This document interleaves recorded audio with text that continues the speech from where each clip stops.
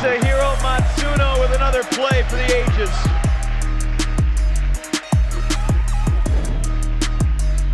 Valeria looking long.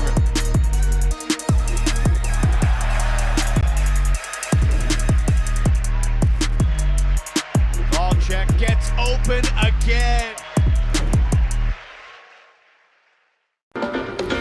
Welcome to the World Ultimate Championships on the Gold Coast, Queensland, Australia. We are here for the Women's Division Final, our third final of the day.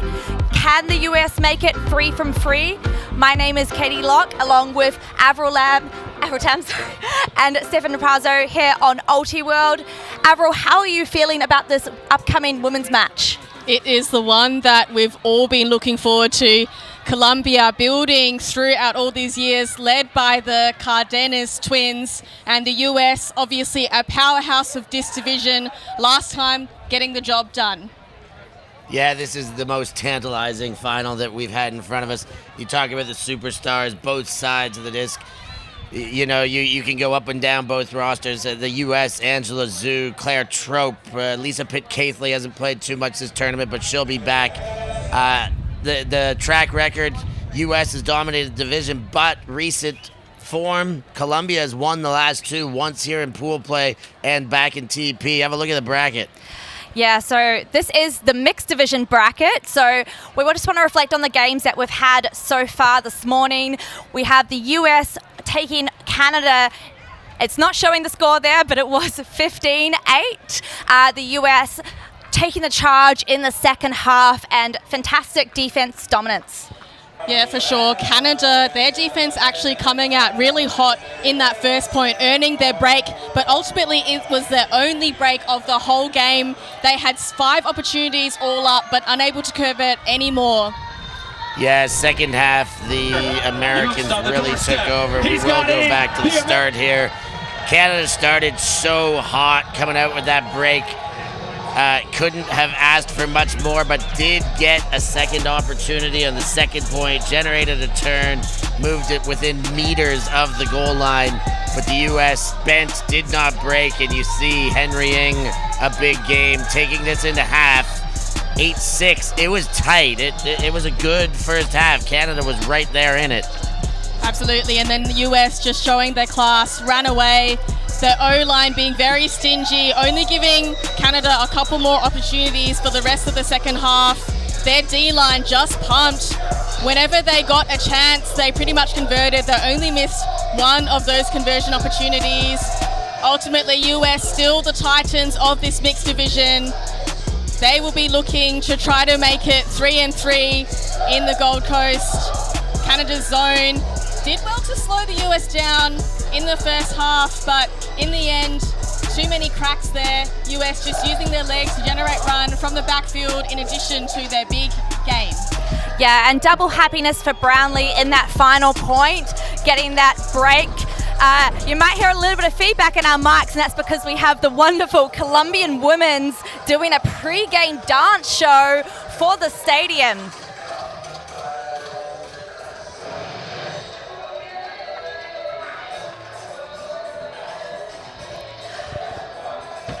The Colombians always showing plenty of spirit and plenty of happiness, as we see that on the screen, getting pumped and big for this game.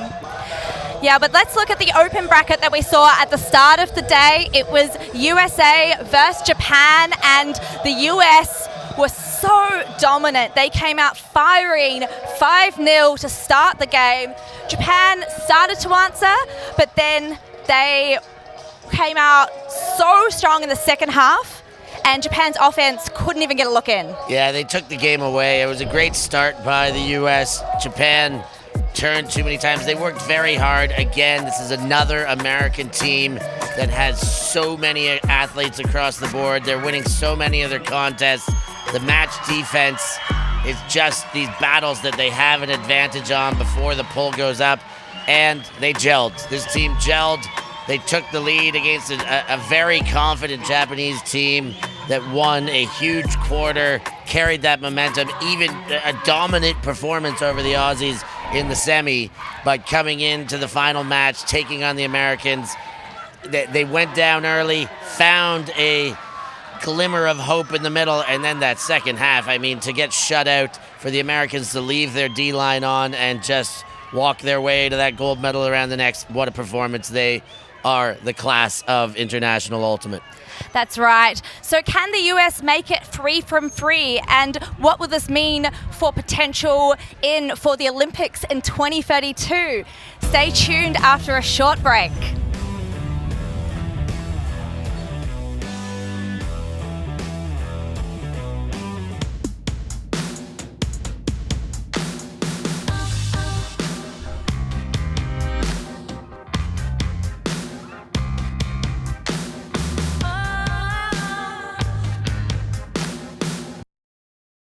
Welcome back to the women's division final at the World Ultimate Championships. We're currently in the pre-game show here on Ultiworld, and we've been joined by a special guest, Nob, the WFDF president. Nob, how have you found this tournament so far?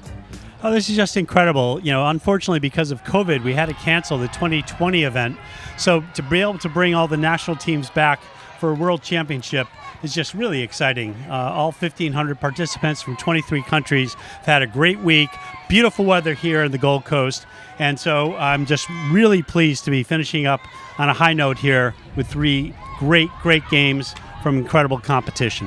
That's right, and the 3 finals obviously being very exciting today, Nob, but also the subtext in this tournament has been the World Games qualification. Tell us about what the World Games is.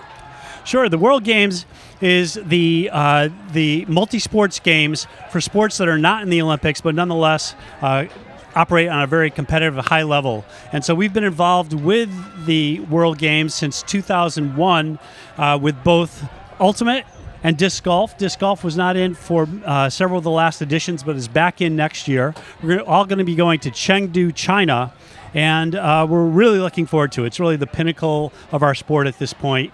And this event is a World Championship qualifier for that event. Now, you talk about the multi-sport events, the pinnacle of the sport.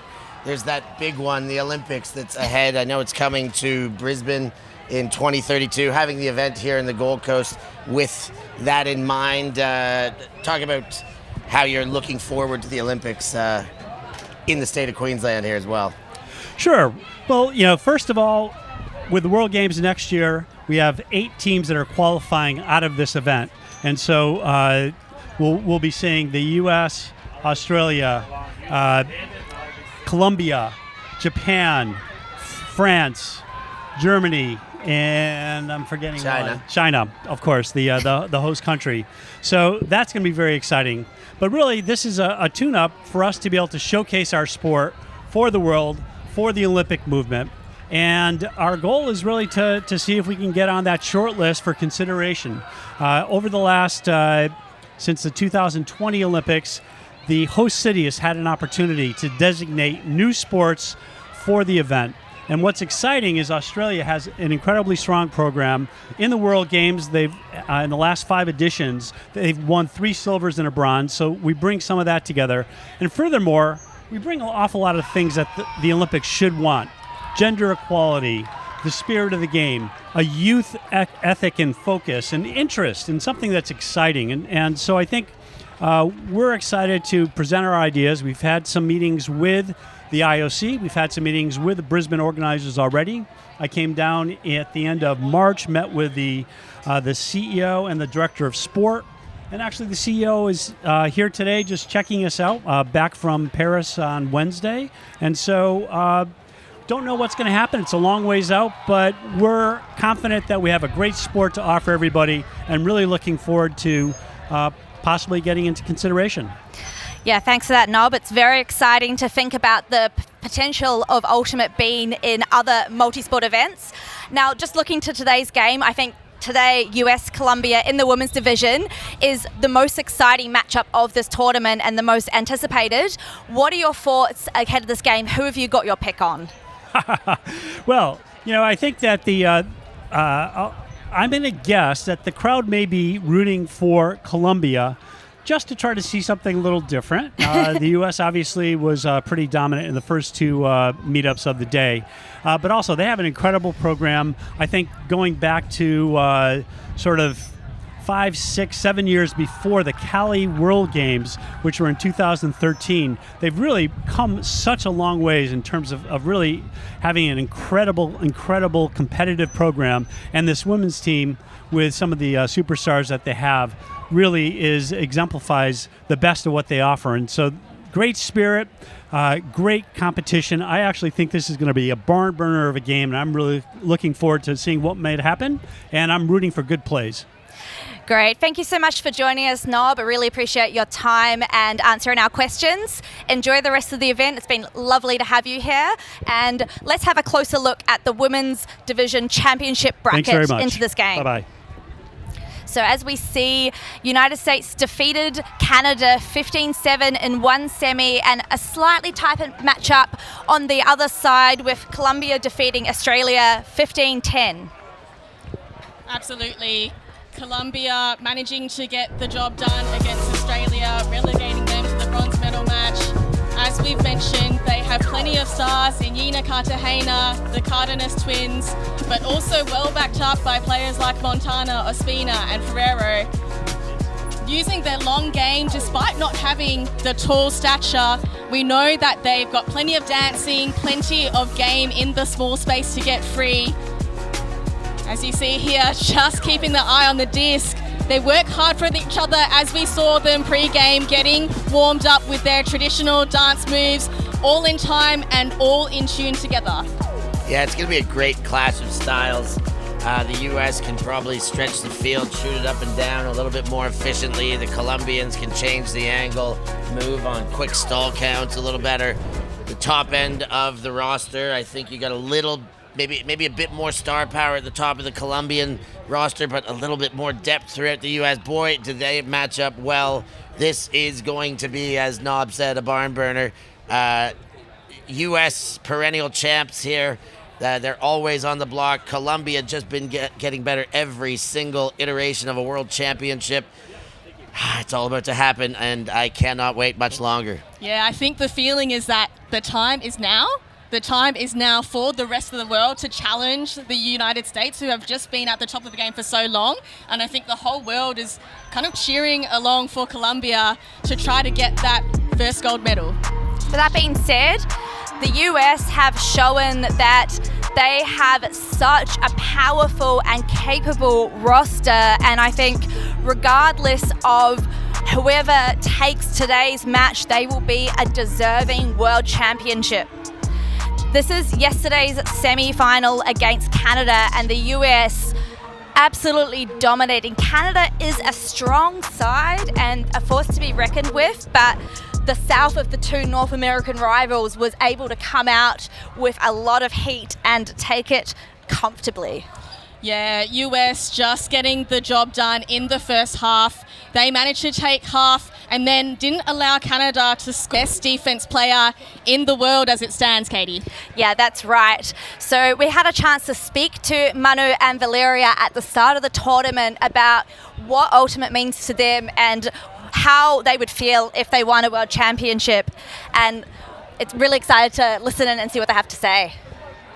This team is a little bit better than the national team 2016 because we have a lot of players like coming from that, like repeating. Y que ya somos mucho más maduras para afrontar como estos partidos de tantas, pues como de tanta presión.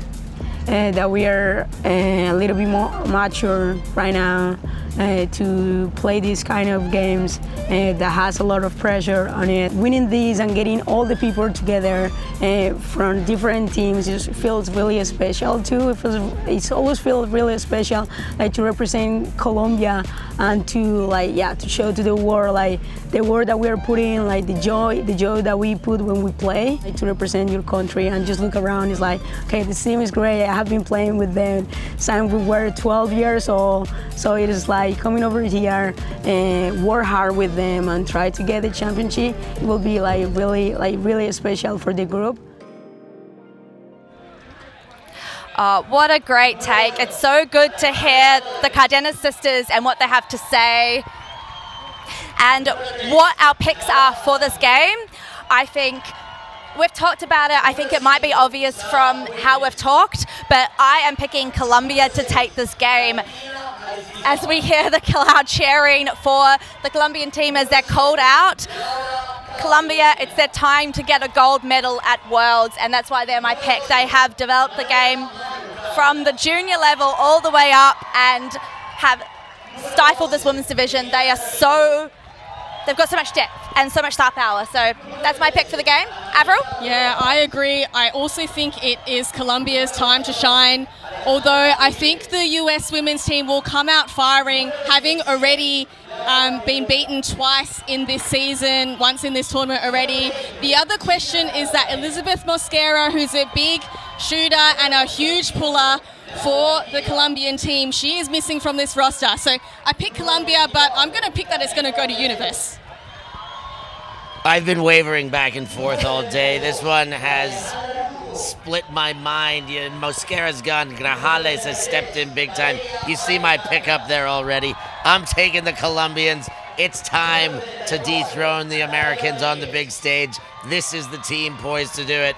And that's who I'm backing, Colombia, to cross the line. Well, not very long till we find out. It's a crazy atmosphere here. The stadium is loud and excited. So I don't know how you two are feeling. I'm on the edge of my seat, so excited to see how this game plays out. As we can see, the Colombians are getting a lot of cheers. They're called out. We'll go to a short break, and joining you shortly in the booth will be Hannah and Liam to call the game. Stay tuned for this exciting Women's Division final.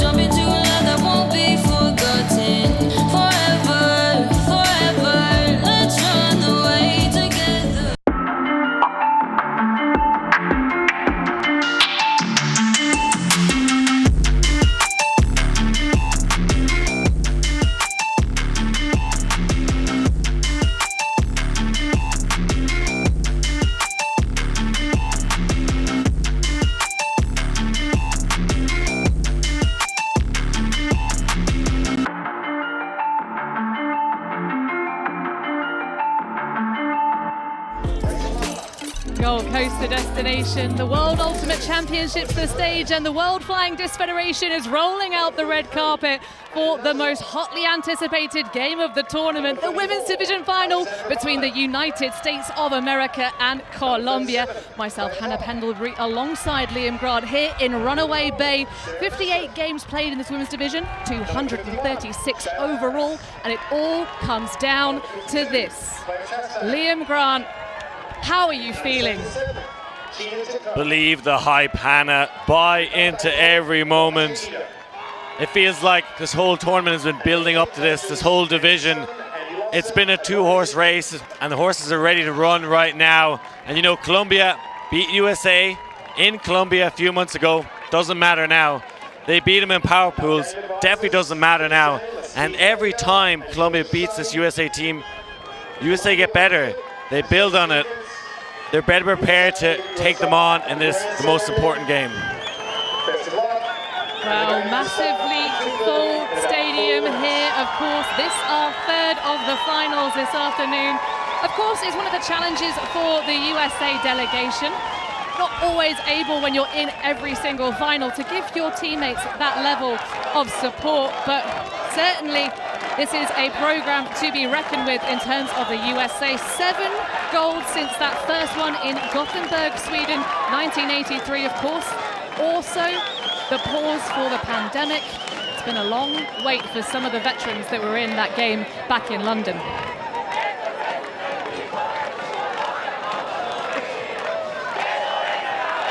That's Sarah Jacobson. They are playing here for Canada in the women's division and wearing the Colombian colours, Liam. It feels a little bit like a USA versus the world situation, which is not unfamiliar territory for a world championship.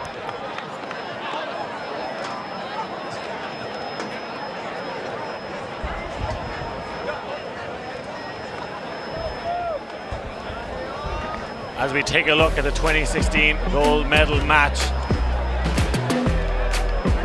Rory Titcombe played in this, now coaching USA team. Cami Groom back on the field 8 years later. It was an exhibition game for the US.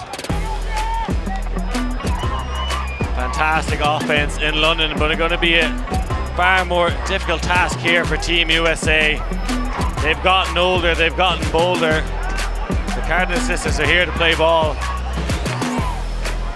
Well, they might have gotten older, Liam, but it's still a very young affair for the Colombian women's program. Claire Trope, though, target on the back, had an amazing World Games campaign back in Alabama in 22. That post-pandemic vibe, and the vibe is real. Claire Trope rhymes with dope for a very good reason.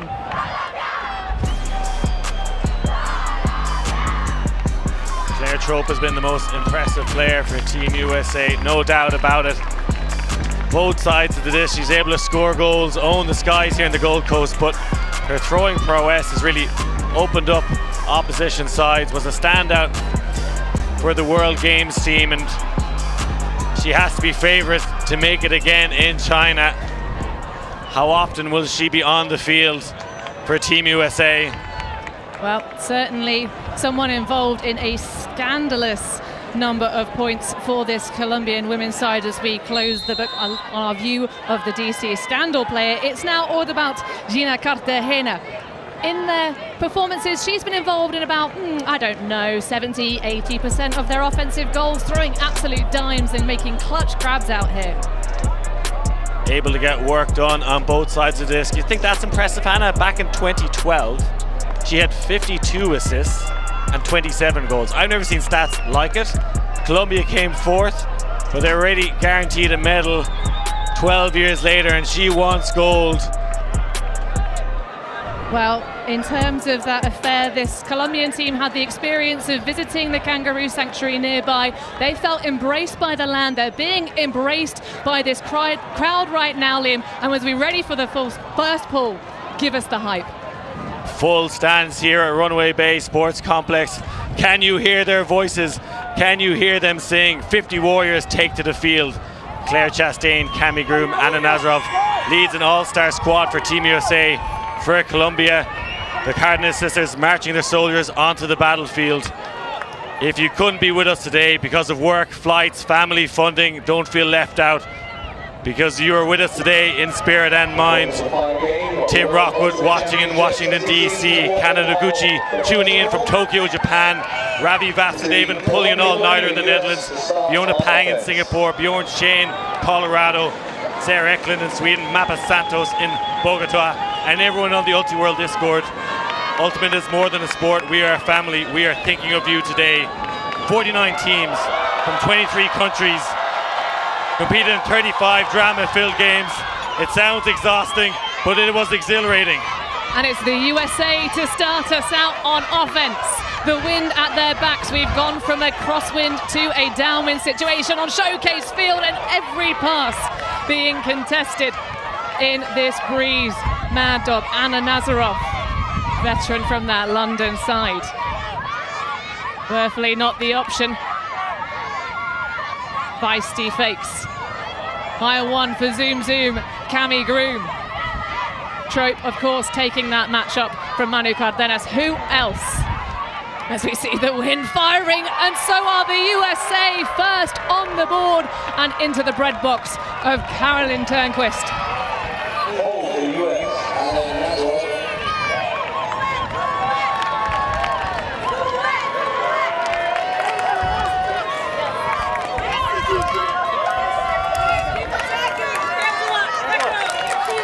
The Dartmouth alumni getting it done for Team USA, a clean hold to start the game. Looking very composed here, Team USA. This electrifying atmosphere right now. Well, Unforced has had a fantastic tournament. Oh, absolutely. Definitely coming through the under-24s program for the USA. All of these athletes representing that stalwart nation, of course, gone through many cycles, but a couple of scuffs there, Liam. Some passes that were quite close. Do you think there's nerves for this USA women's team? I think they're loving the moment. They're buying into it. This is what they came here for. As we see Gina Titcombe with the pull, trying to do what her sister Rory did 8 years ago, now part of the coaching staff. And wonderful to see Titcombe back on the pitch, of course, took that palm injury in the Japanese women's matchup, and it's going to be a shoot to Cardenas and a goal! Manu! Coast-to-coast action opens up the score for Colombia.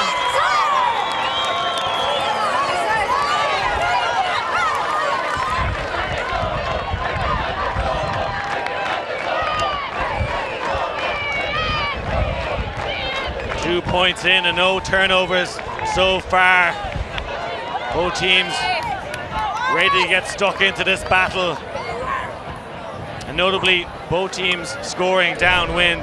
As we take a look at this, you can see the tactics here. Sarah Mextroff on the left of your stream, peeling off the back for Team USA. They're going to do a lot of help defense. Mextroff gets in and around the area, but Manu with the good read. But you can see Team USA are going to do that all the time. They talked about this before the game. Andy Lovestead said we can't match them one-on-one downfield. We have to use team defense. So you can see what Team USA are trying to do, but tractor beams for hands for Manu as she celebrates that one with her team. Well, Manuela Cardenas, bit of a cheat code, has been for a long time, but the players in the world, the best, the GOATs, so many of them that find themselves in that discussion now find themselves here battling and going toe-to-toe as Worthley looking to shoot downfield but running out of options. This is very, very good person coverage. Nazaroff with the bobble and the recollection. Mad dogs. Worthley with the backhand around. That's something that we know the Colombians are going to have to stop very strong with the disc, is this USA side, and the veterans getting it done thus far for the O-line. High release from Nazaroff, taking a page out of the Firetails book, and it's a fiery one into the end zone, and the drop for Cami Groom. First turnover of the game. First break opportunity goes Colombia's way.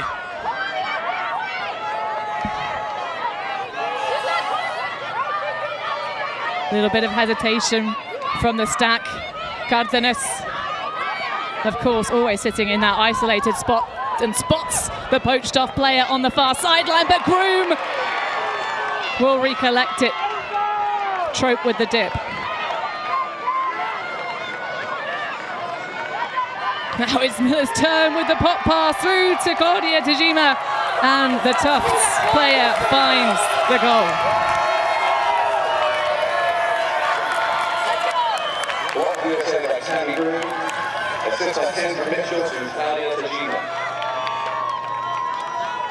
This game on a knife's edge right now. The United States with their first turnover, but they fight hard to win it back.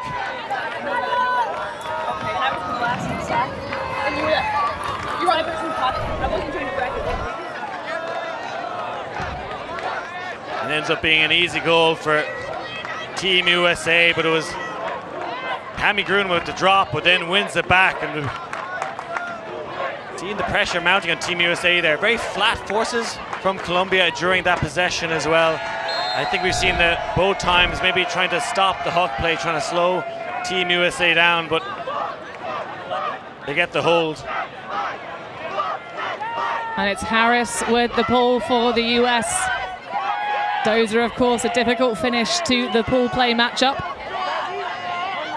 So our first opportunity for a break missed, but of course, you got to ride the vibes in the breeze. But Gina Cartagena with the bobble on the catch, and now can the USA make the most of it? Titcombe, too much pace on that one. I think Laura Ospina may be getting a block, but coming off of the injury sub, losing her this early would be damaging. A glitch in the matrix from both sides. 2 unforced errors.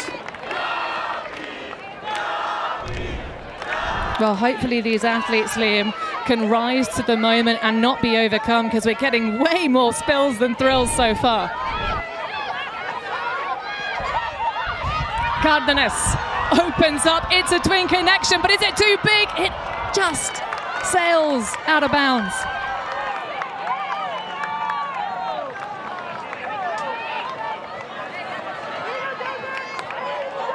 Valeria has one of the best arms in the business. She's not scared to put it. That one just catching the wind and sailing out of bounds. As we hear a Colombia chant echoing around the stadium here, Runaway Bay. Mextroff coming for that underneath. Chastain, a big leader here, but an immediate accept on the foul. Grajales providing that matchup for that big 44. Chastain with a little bit of creativity. Now it's Titcomb. 1 of 5. Oh, and that's a spicy option, but it makes it to Mextroff. Harris now facing into the breeze.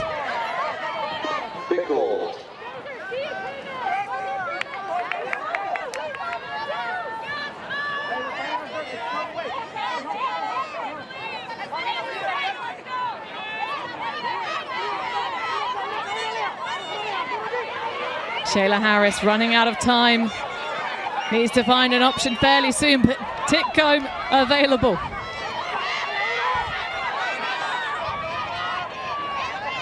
Now USA with no mark, but a pick. Feels a little bit frantic. This will be massive for the United States to get the break, but also an upwind break.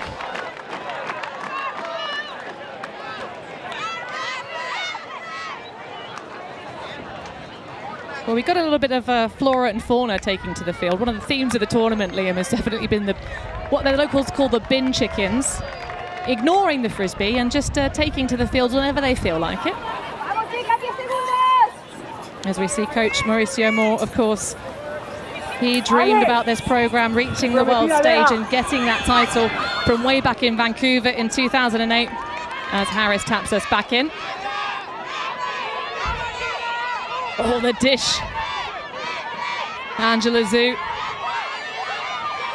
for Chastain. Now that's a big backhand break. Sharon Lynn.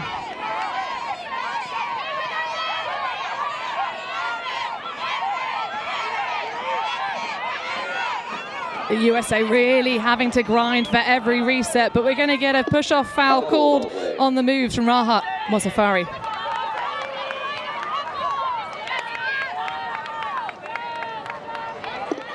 The defense accepted the offense. This is throw.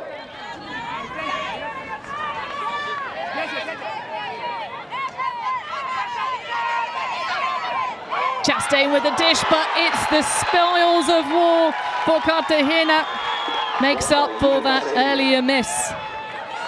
Now, will Colombia play the breeze like many of the teams before them have at this wind-affected championships? Grajales.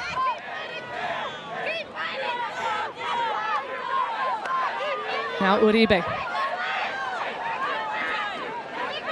Cardenas. Cartagena. Setting the sights. Both twins now looking for perhaps a give-go. No, excellent defense, although, again, the opening stages of this match feeling very flustery. The whole time there, USA playing with the last person back, minding the house, slowing the Colombians down. Lots of bumping on the mark, but of course that's why the contact rule now exists. It's the step back and pinch in the air for the grab. Valeria Cardenas ends that grinding point, 4 turns.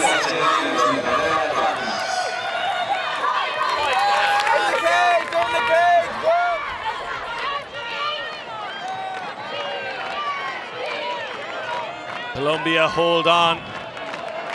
Just about well tested by the USA D-line. They're able to work it down the field and get the goal. Valeria is usually throwing them, but this time Nina Cartagena gets the block and gets her 39th assist of the tournament, backpedaling into the end zone. Valeria keeps her cool. And it is a hot day here on the Gold Coast in Australia. Not quite as warm as those opening matches of the tournament. Of course, we had the heat delay timeouts in effect. But things cooling down a little bit as we've been hotting up through this championship bracket.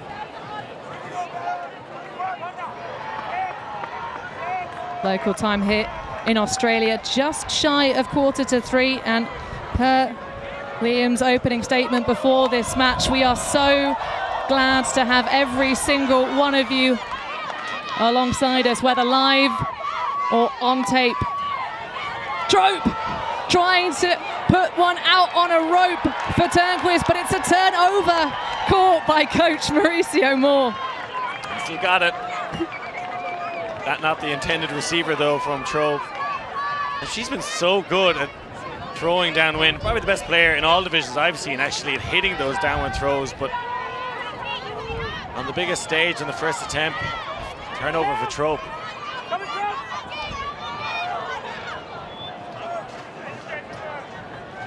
A little collision, collateral ankle tap. This is a matchup for the ages. This is the one we want. Manu Cardenas going up against Claire Trope, arguably the two best players in the world. They're definitely on the best 7 in the world line. Malou with the miss. And Nazarov gets it moving quickly. Worthily now.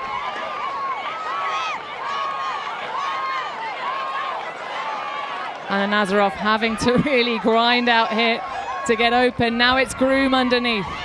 Dishing just over the chalk. Trope grabs the goal, but the Colombian defense certainly put them under a lot of pressure.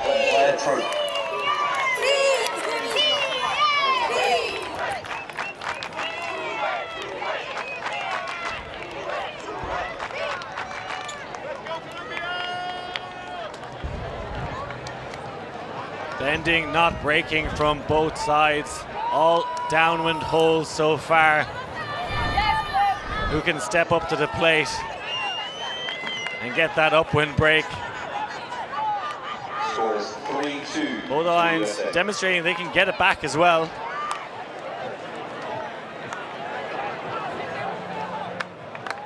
Trope, after having the turnover, gets the goal and settles herself. And such an exciting game. The whole Ultimate World on pause for the next 100 minutes. It's going to be a nail biter. Not an empty seat in the house here. Yeah, we've had actually a number of folks reaching out to people here at the tournament saying, how do I get my ticket? For future reference, folks, you buy it well in advance to make sure you don't miss a moment. And if you're not here, of course, get yourself the subscriptions you need. A zone look from USA this time. Mextrot in the backfield. That's been her role pretty much every defensive point. Well, now on the go, Grajales turns to Cartagena. Torres. Of course, Torres, having coached so many of her fellow teammates through their juniors career, knows them so well. Ospina back on the field, that we love to see. And Manuel Cardenas, of course, taking a well-deserved break on the sidelines. Vale flirts with that up line. Torres. And this is very good containment from the USA. Putts flying around. Cardenas now.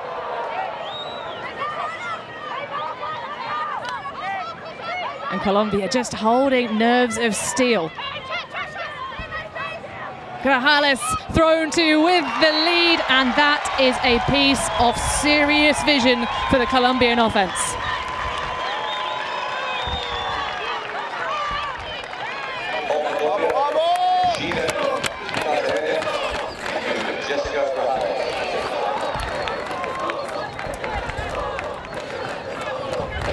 Calm, collected, another clean hold for Colombia. As Mauricio Moore issues out words of instruction, and flawless from the O-line from Colombia. And you can see USA just trying to slow them down at times. Came out with the zone. Talking to Coach Andy Lovestead before this game, he mentioned that you can't go one-on-one with them. If you give them big lanes, we're going to get burned. So trying different defensive looks, but Sarah Mextrot has a big role in this game. She hasn't really got involved usually, but they have her as a deep, and possibly the best in the division. Not really allowing Colombia to hook, but unable to stop them, just slowing them down for the time being. Well, championship winning performances don't necessarily have to involve breaks in the early stages, just building consistent defensive pressure. Manu gives the disc a kiss before sending it into the skies.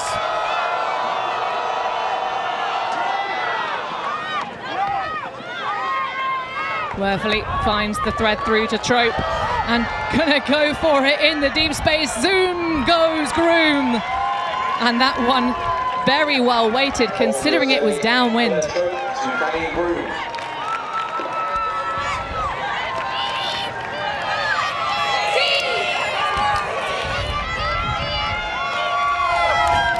Blink and you'll miss it. A clean hold from USA to answer back, and we saw Colombia win that power pool matchup. USA were playing pod lines. They were not playing O&D lines. They're playing O&D lines here, and Cami Groom needs to be on every offensive point.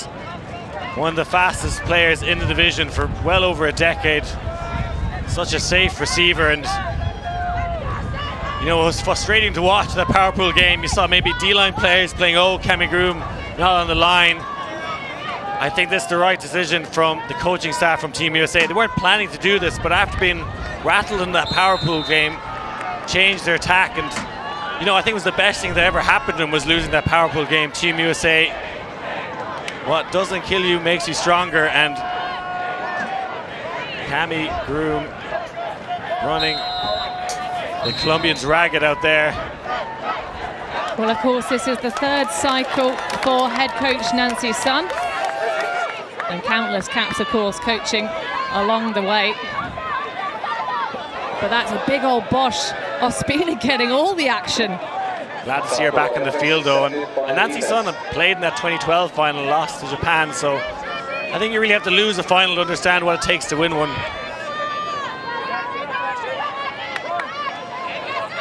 And data scientist as well, so she'll be putting all of the points together to try and drive her team forth.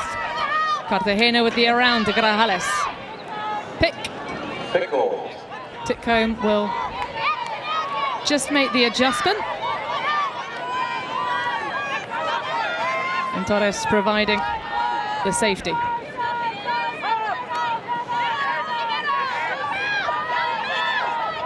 Rico. Oh, throws something tasty that Mextroff will snaffle up. A quiet game until now. Titcombe looking to rip it deep for the sky battle. Grajales out of position. It's Sarah Mextroff for the first break in this game. The USA putting themselves in charge. Breaking the USA, Sheena Titcombe to Sarah Mextroff.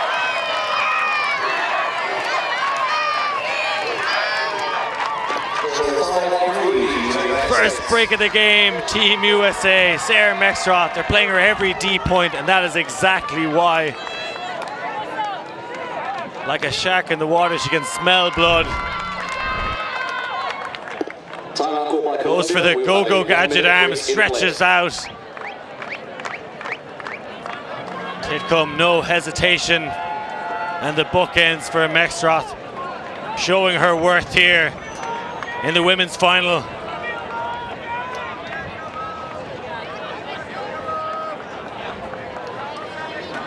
Well, a timeout being taken on the field, and no surprise, wanting to take a breather and refocus.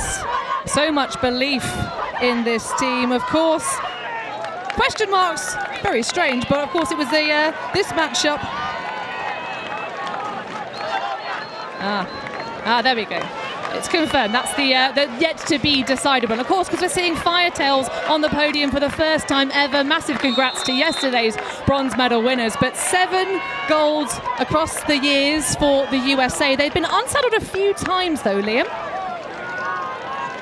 For me, I miss seeing the Finnish women at this level. Hopefully we'll see them back in future years, because it's a very expensive tournament getting all the way here to Australia.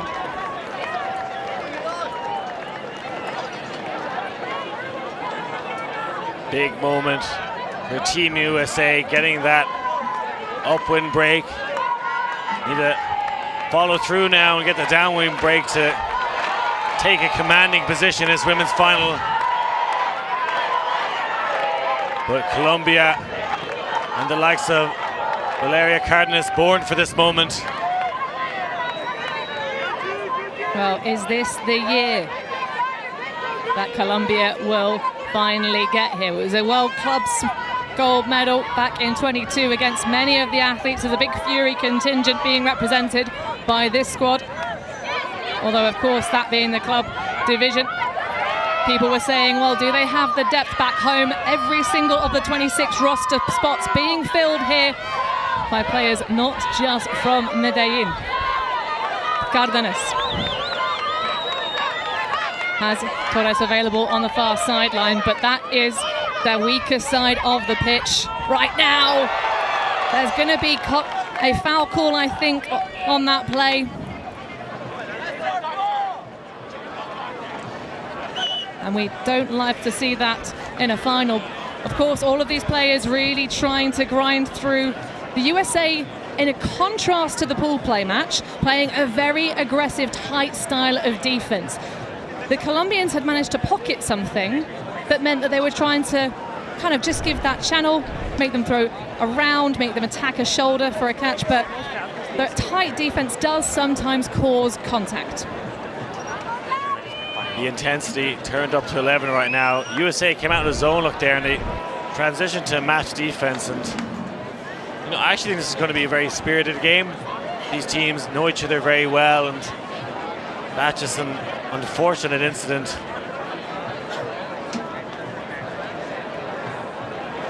Well, we are potentially going to get an injury stoppage here, so we will take a moment of pause here in the booth to just catch our breath as this game heats up.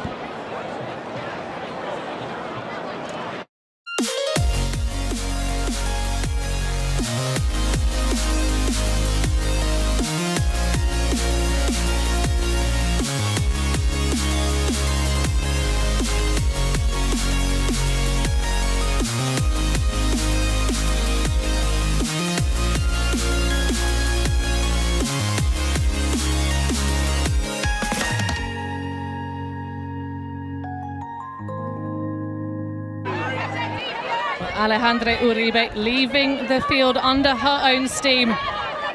Is also a horse rider, so is used to being around powerful beasts. And Angela Zhu is one of those, a defender you do not want to test. Grajales with the inside for Cartagena. Ospina with the quick feet.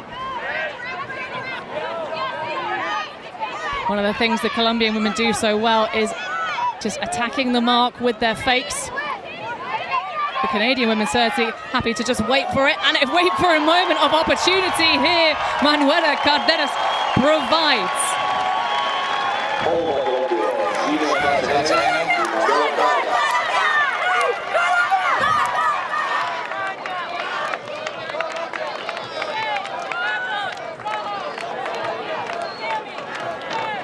Spellbinding from Manuela Cardenas.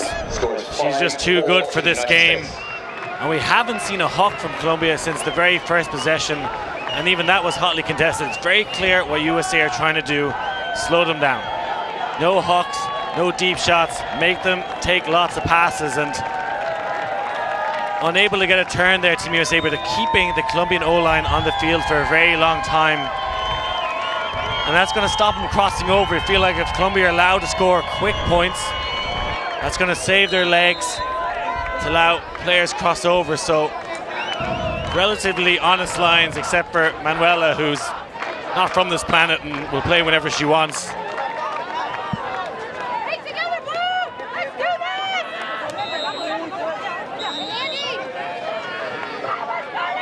Well, in the vibes of a World Championship final, the adrenaline, the energy, and the intensity can certainly push you to play beyond your normal capability and limits as we get a roller pull pushed down into the dust by Mosafari, worthily getting us started. Oh, but it's a swing and a miss for Claire Trope. How about this for field position?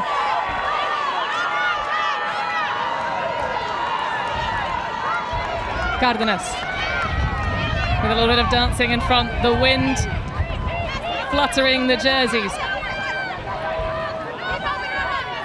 Gomez through.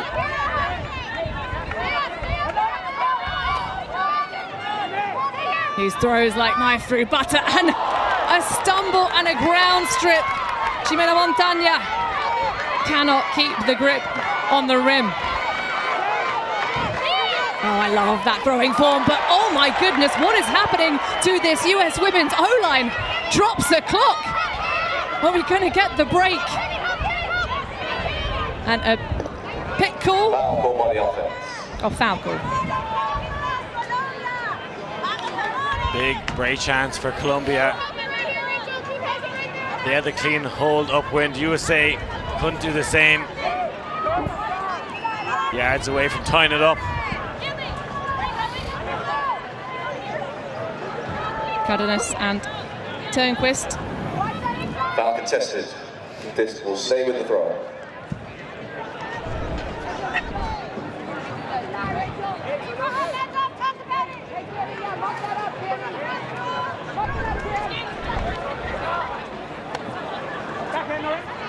Ballet has Manu. Oh, and just goes straight trust into the end zone. And Manu Cardenas off the palms of her sister. Twin connection in this women's final to bring Colombia back.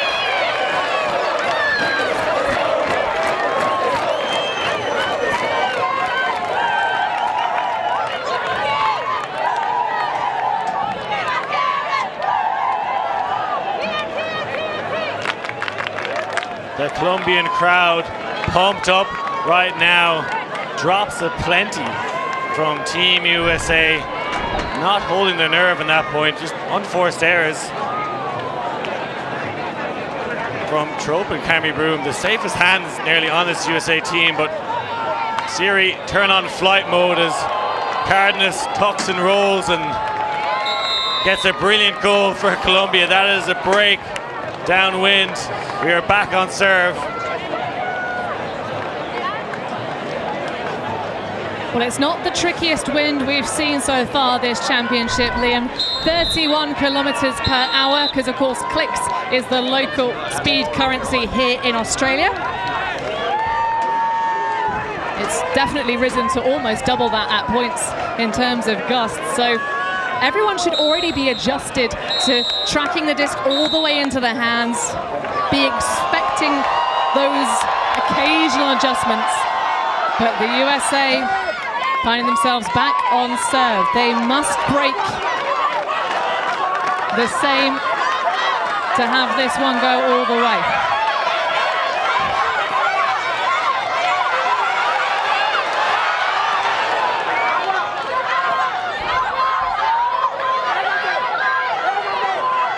Very flat forces from Colombia again, being active on the mark. And it's causing some issues, but Nazarov saying, all right, enough of this. I've got an open target on the break side. Megstrov giving the full And that just looked smooth. Score 6-5 to the United States.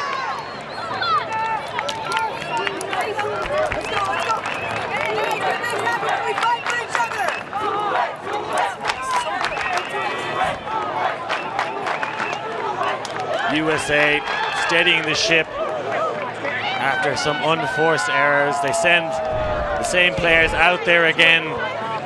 A lot of high release throws here from USA, but then finishing it off with the inside shot.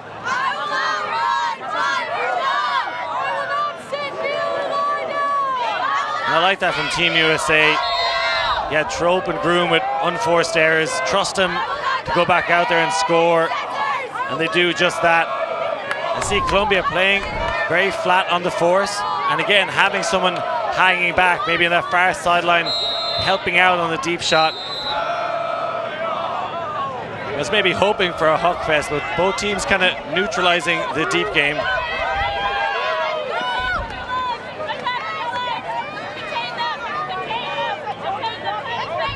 You can hear from the sidelines, contain them, contain them.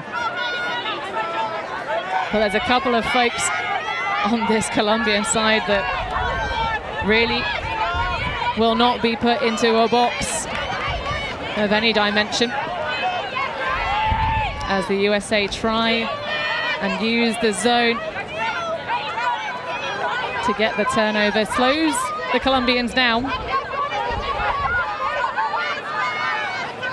But the body language, of course, the pack line completely unfazed. Cartagena. Relatively open field in front because, of course, the Colombians compressing themselves to a very small section of the field in terms of the vertical positioning, leaving that deep space wide open to be attacked, and it's going to be by Grajales with the goal and the hold for Colombia. Sixes in the first half. Goal for Colombia, Gina Cartagena to Jessica Grajales.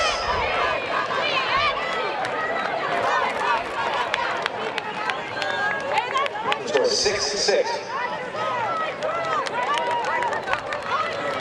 A clean hold again for Colombia. USA come out with that zone, and the USA sideline deafening as they shout contain, but USA transition to match defense, and Manuela wastes no time, and during that transition Colombia take off deep, not able to settle into that match defense, and again a beautiful buttery biscuit downwind. That's how you execute that downwind throw, putting the nose of the disc up into the sky, letting it sit for your receiver, and the Colombians pumped up right now.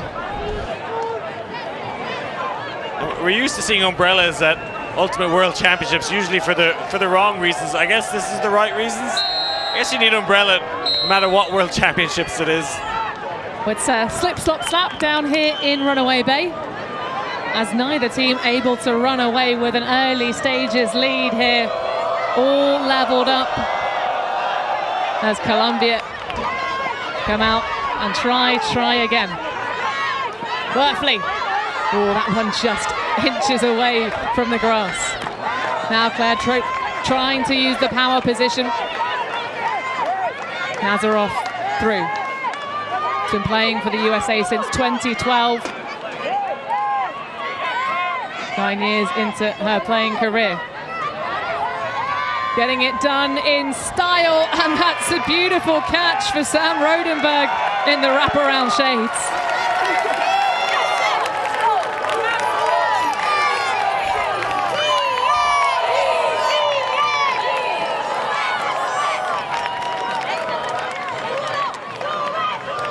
Coming out of Oregon State University, now living in Seattle. Yeah, picked up her playing there because she was kind of bored of the track team and wanted to do something different. I love how people find themselves playing this sport, and you can really see that training, those quick twitch muscles in the legs of Rodenberg being used to devastating effect. USA stretching this Colombia side like a slinky, and very flat forces again for Colombia and sagging the lane.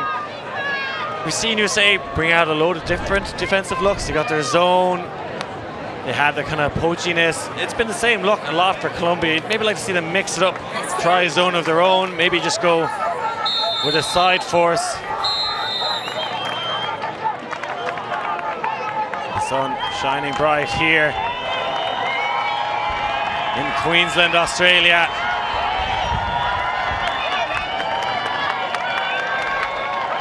As Chyna Titcomb unleashes one. Shout out to her siblings, Vero, Zayla Nexton, from the famous Five family, I'm sure, cheering them on at home. Rory Kosier coaching. Yeah, Chyna is an incredible human. We found out when she kindly stepped into our... Oh, well, I'm not going to even talk about that because that was absolute fire, but an immediate miss. All that effort for Dawn Colton squandered in a heartbeat. But I was just going to say, speaks two languages as well as being amazing and ultimate for Titcomb as she chases down Vale Cardenas. And just creeping backwards over the tape goes Eliana Rico, and we are at Galaxy Point, all tied up at 7s. Who will clinch this first half?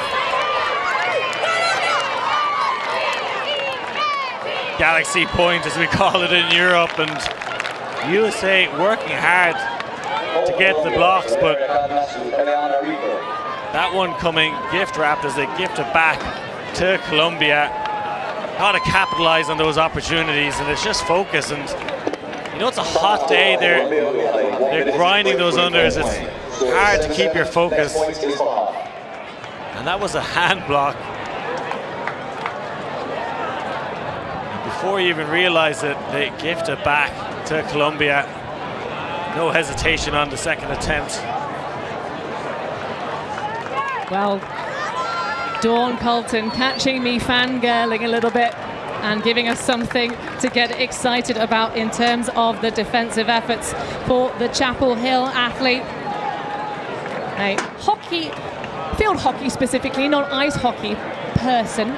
Certainly you see a lot of field sport crossovers, the vision that you have to have as a defender.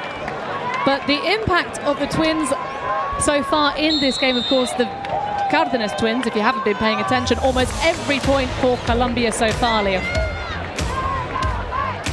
Having a championship to remember here. We knew they were going to take over.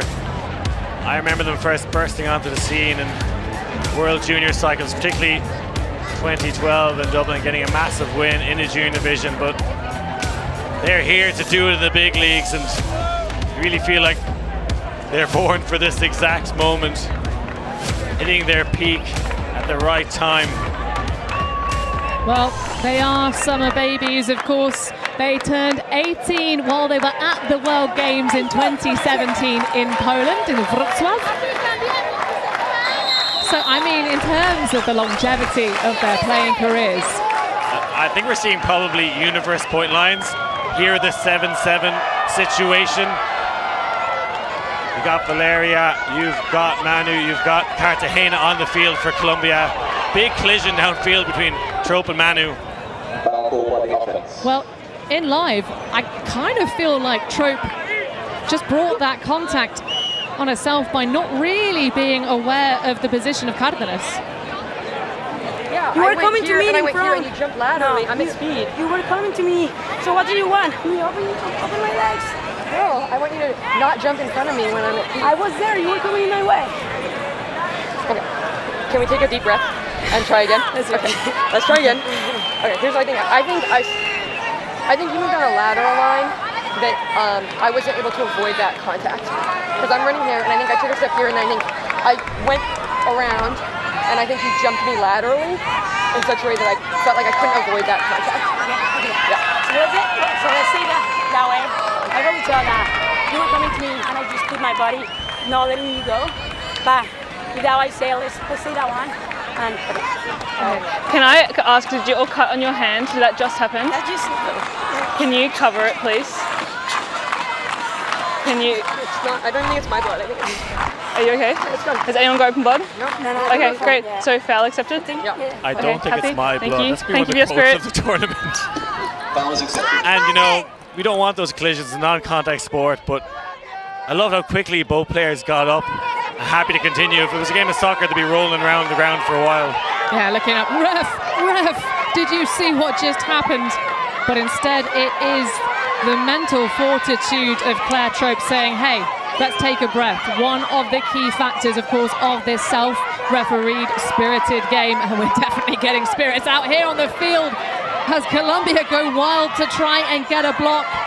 Worthily with the backhand, followed up all across, full stretch of the elastic band. Broom now back to Nazarov. The USA really relying on their veterans in these offensive possessions, and we ride the rails of the breeze to Trope on the near side. And that will wrap up the first stanza of this match. 8-7 to America. We're all on serve.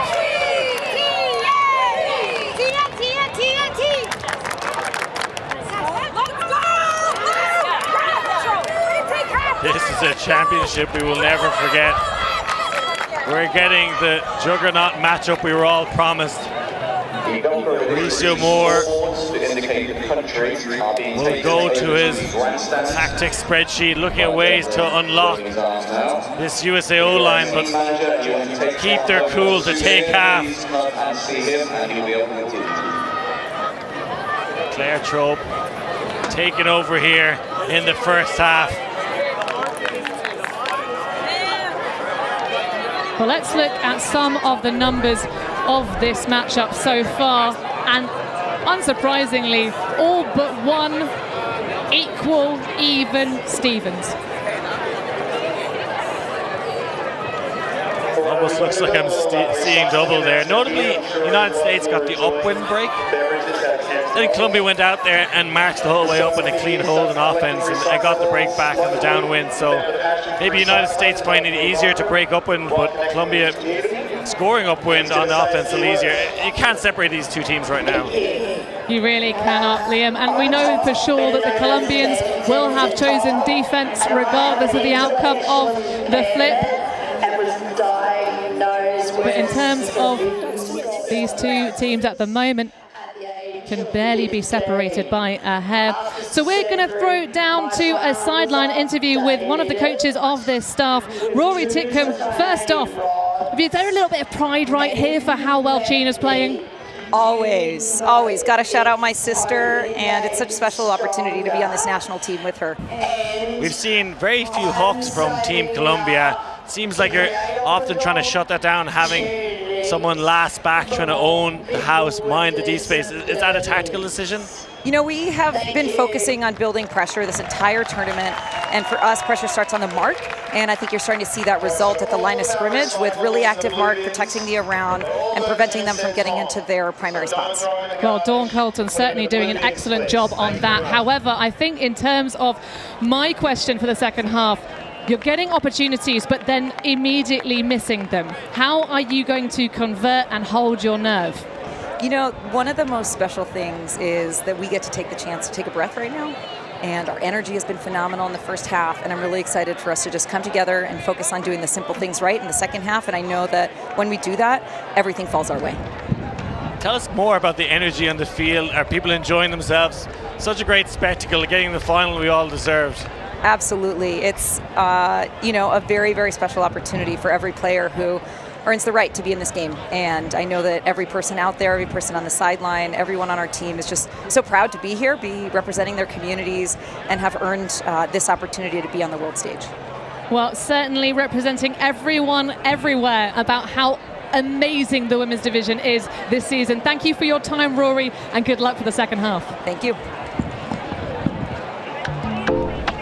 Well, sisterly pride here from the coaching set, but the US sailing into the second half with the 1-point lead, but Colombia will fight back them to this game in the second half.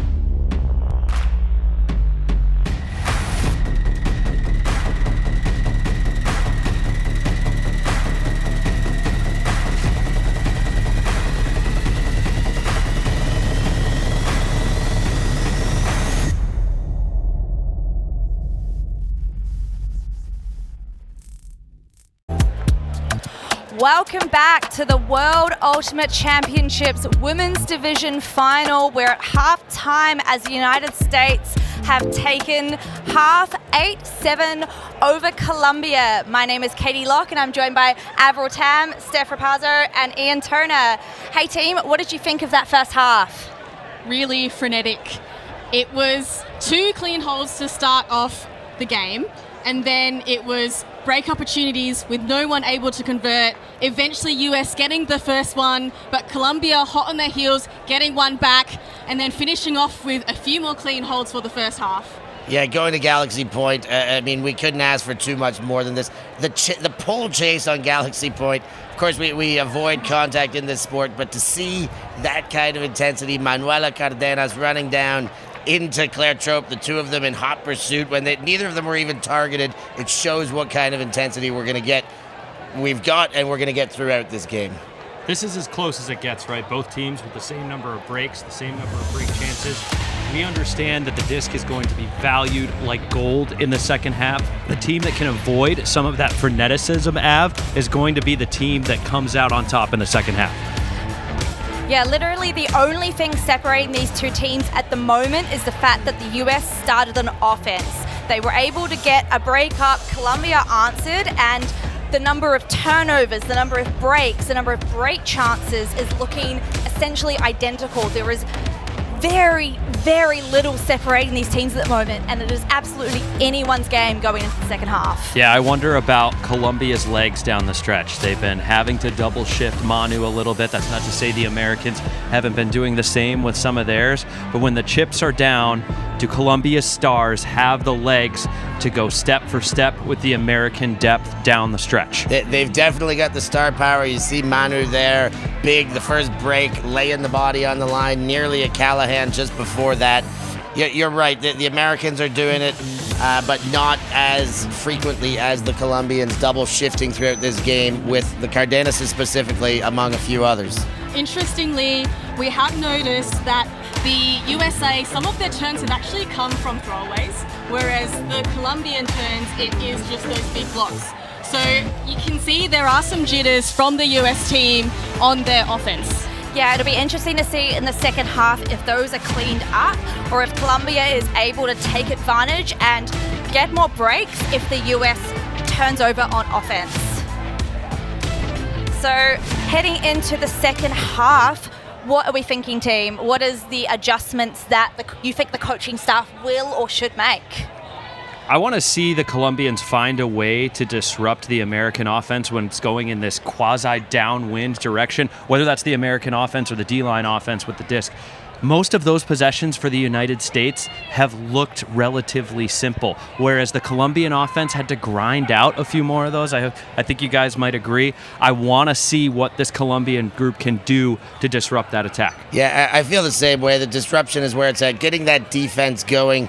They're throwing their bodies on the line, a few different looks, maybe a bit more dynamism in their defensive calls, a bit more call for some poaching and switching. I think they're just about there. A little bit more deviation in their defensive setups could get them beyond the mark. Yeah, so it's fantastic to see. And any closing thoughts, Avril, before the second half? I'm just ready for this universe point. Yeah, I think this game will go to universe. I'm so excited. I can't contain my words. We'll have a quick break, and then Hannah and Liam will be back with you in the booth for the second half.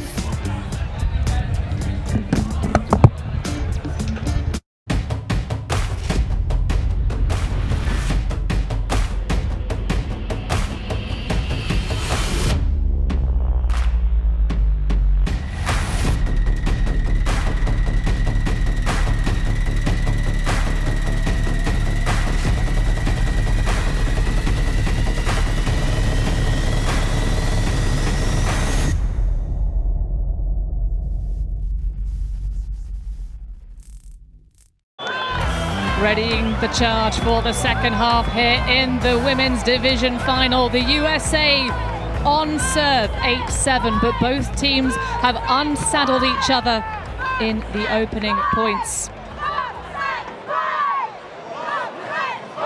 So we'll throw down to the sideline for our second interview.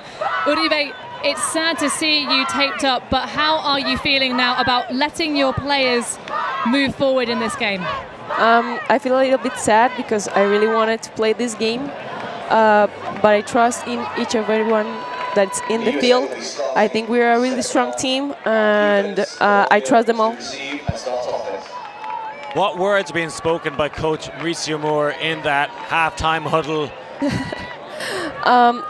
He was saying something really similar that I'm saying right now, that we should trust each other. We should trust our game, the way we play, what we've trained for, and all these months that we've dedicated to be here. We have to trust all this process. So it's like we trust for all of the players. Well, Alejandra, we'll let you get back to the sideline, but last thing is that obviously this means so much for everyone back in Colombia. Do you have a message to your friends back home? Yeah, I just want to say thank you to everyone, to my family, to my friends. I know they're watching, and I love you all. You're a great part that we are here. We all are here. Thanks to all of your support. Thank you. Thank you so much, and good luck for the second half. And we hope to see you back on the field again soon. Thank you.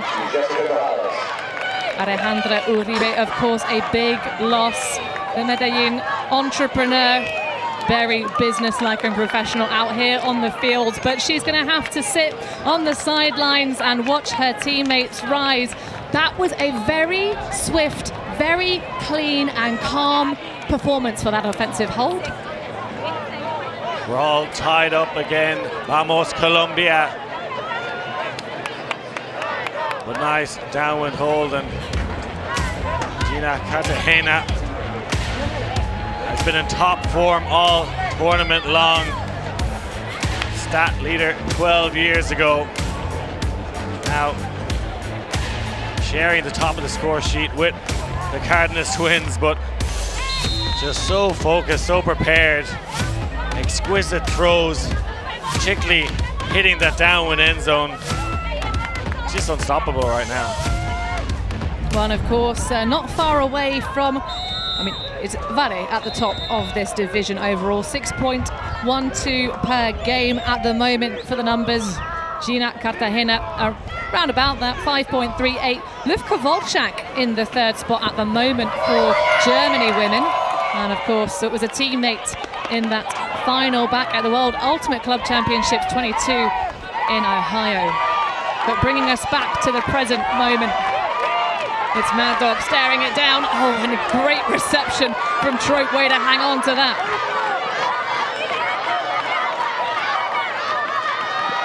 Groom makes sure this time, of course, the one thing we don't want to see in the second half is the personal errors and drops. But Groom calling the foul, and I think that's fair. Look at the situation again. Colombia with a flat force, but this time not putting Manu on Trope. Manu taking another matchup, allowing her to maybe poach a bit more and do a bit of help defense. She's minding the house right now, but I think a better choice by Colombia.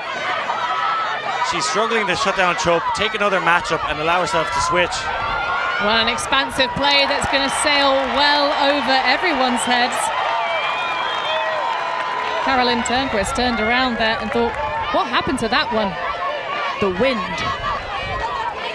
Big opportunity now with Valeria on the D-line, and as I said, like that decision, that was a tactical change. Put Manu on a different player and she can maybe afford to poach off a little bit more.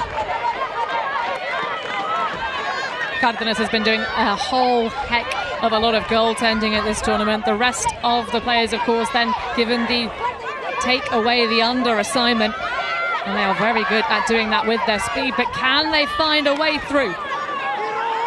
Cardenas, laser up line.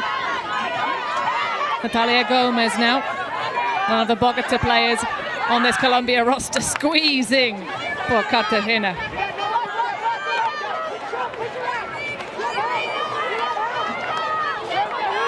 Valeria Cardenas making every use of the updated travel rules there.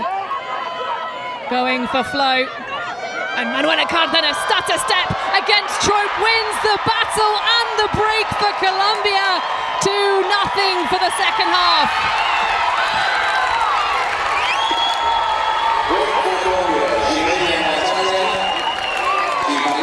Colombia take the lead for the first time with an upwind break. Sensational play in this second half. The tactical adjustments pay off. And slowly working it up this near sideline. Incredible play by Manu Cardenas. As we see the turn here and a vagrant throw. And you love that stutter step from Manu Cardenas. She could shake off a grizzly bear inside a phone booth.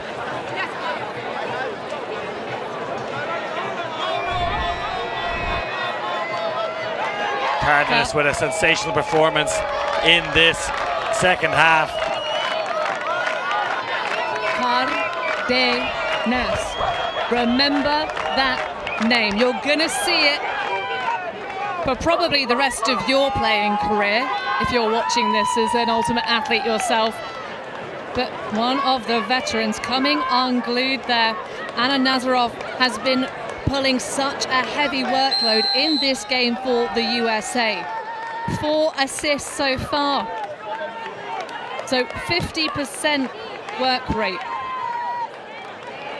You've got to respect it. Occasionally, maybe that focus might dip for a little bit, but you can bet that all of the big game experience that this USA roster bring to the fore. We've been hyping the USA Open team, of course, back home they call it the men's team, coming out to this division, being the best team ever assembled. But this USA women's outfit, so much experience, of course, that younger generation coming through, really showing the beauty of the under 24s format. But can they rise in 2024? This World Championship baked for a long time, 8 years in the waiting. The slow cooker brisket, juicy to the last. Turnquist trying to spin the dial for the around backhand, but we're going to get a stall out call, and I'm not surprised. That was probably leaving the hand at 8 3/4. And this, the first upwind O opportunity for USA. Haven't had to do it yet, so let's see what they can do.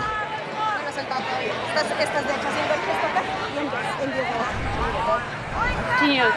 She said that when she said 10, you were making like the gesture.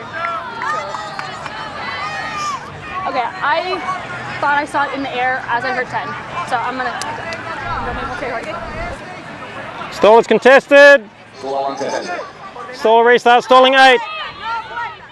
So coming back in on 8, of course, the maximum for a contested stall out. Not the maximum it can possibly ever come in on, though. As we see a spin and a spill. Mextroff not happy with the contact. And we're getting further translation. This time it's for Ximena Montaña.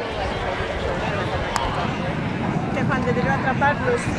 La posición de esa por arriba metió la mano. That you say she was in the first possession that you. Yeah, I don't think so. Que no lo cree. I could see you both together. You did have hands on the disc, but I'm not sure who initiated the contact there. Yeah, I felt like I was in ahead with my hands. Okay. And that the hands came through the middle of mine as I was trying to close. Okay. So foul, contest or no contest? Foul's contested. Back to you.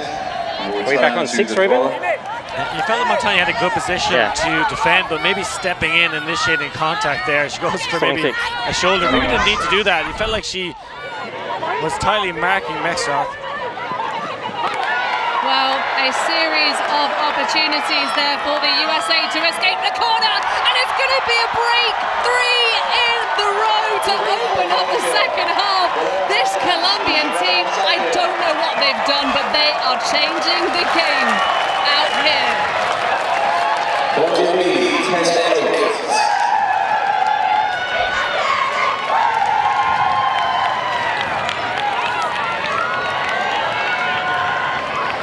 Colombia turning up the heat in this second half.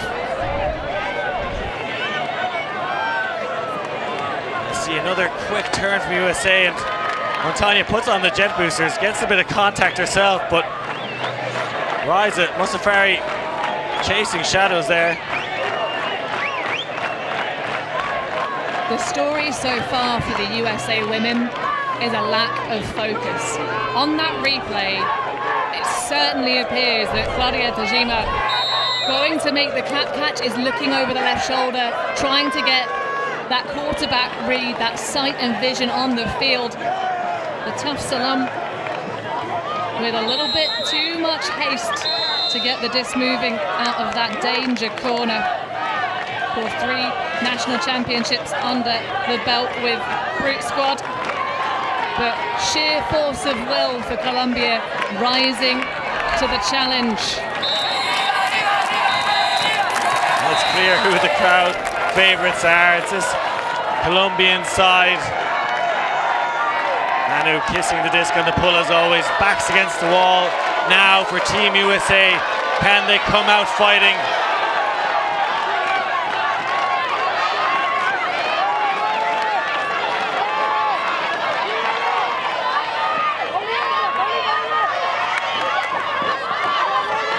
Lateral ease and a riding of the breeze. These high release backhands pay so many dividends on our showcase field. Chastain now going for it. And the launch from the defense, but cannot deny Cami Groom her next goal. And the USA put a log in the dam and stop the drought. That snaps a 3-0 run. Close from Colombia, but no cigar. Cami Groom eating up the yards.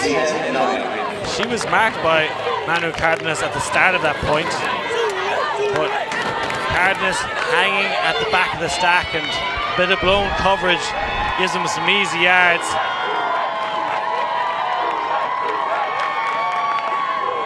And hot on the heels of Cami Groom, but turning on the jet boost, the World Games alternate on several occasions. I really hope for Cami Groom she gets another shot at it coming into the later stages of his career, but she still has those big moments, those big plays. Wouldn't rule her out for being on the squad at the next World Games iteration in China. And of course, that is one of the big themes of this tournament. We are changing the script in terms of how teams qualify. I'm sure there'll be much discussion, especially coming out of some of the European federations who were narrowly avoiding or ascending into the World Games. But it added that extra little bit of flavour and spice to the recipe for our bronze medal matchups, that is for sure. Torres on a high stall, great catch under duress for Rico. Cardenas. Some of these Colombian throws, just a clinic. Oh, that's a little bit of touch from Mextroff. That one had way more wobble than you would expect. For the likes of Jessica Grajales.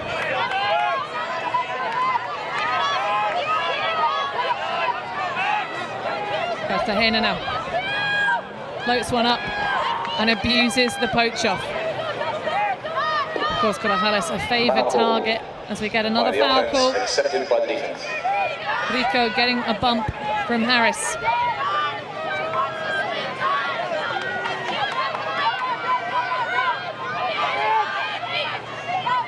Dainty dish to Cardenas.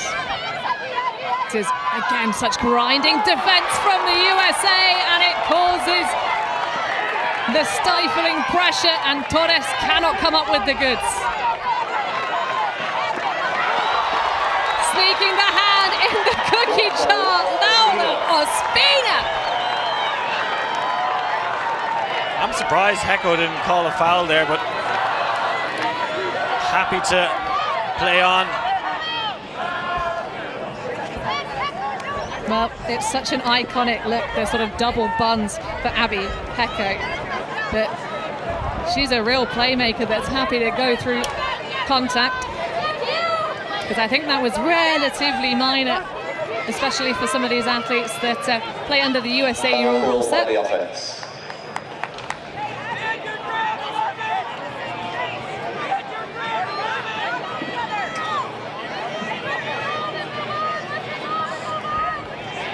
of course, I think that was the back of the head of Offsetting. Lisa Picafi there. Additional coach. I think she's been trying to plate up for this matchup. Yeah, sad not to see the Bernie Skirts alumni out there. Yeah, a big player and a certainly leading presence. But Colombia to lead each other to the end zone. But what a drop, Alejandra Torres. Forgetting you're supposed to celebrate after you catch the disc. It looks like she was jumping for joy already there. Too open, that's the problem. She was just too open.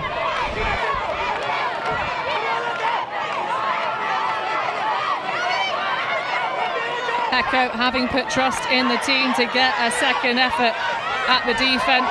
Nice grab for Sarah Meckstroth, using every inch of the wingspan. Zhu shoots through. And Ospina getting hot and heavy with Harris.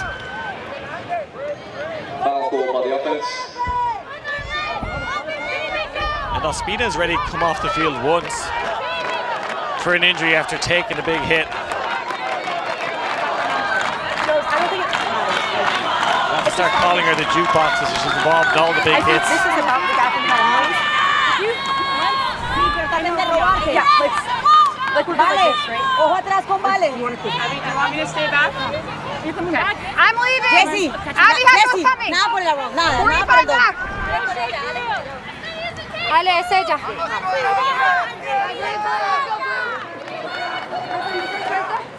I think it's a pick goal. There might have been a foul in there. I think Spirit has been good in this game. There's been a lot of contact. That's the only maybe criticism that both teams could do a better job of avoiding it, but certainly a lot of respect there, good communication. This is coming in on 3.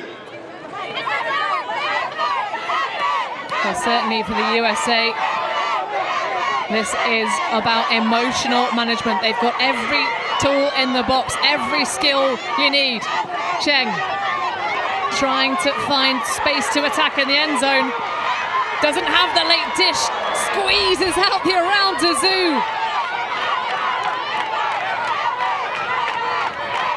Now Sarah Meckstroth's turn. Oh, and that's a big defensive effort. Valeria Cardenas with the hand block, and Ospina just makes sure.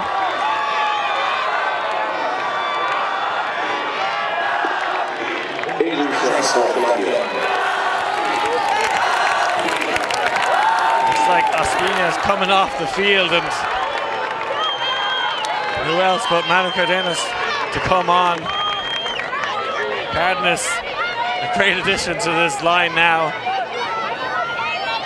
Well, we haven't seen the twins go coast to coast for a little while, Liam. I wonder if we might see Manu just running through from that handler position. Valeria just checking the disc and asking for a new one. Of course, springtime here in Runaway Bay on the Queensland coastline. So we've had quite a few warped discs just by virtue of it being quite warm, and it's not even summer yet. I just don't think they're spiking it enough, that's what it is.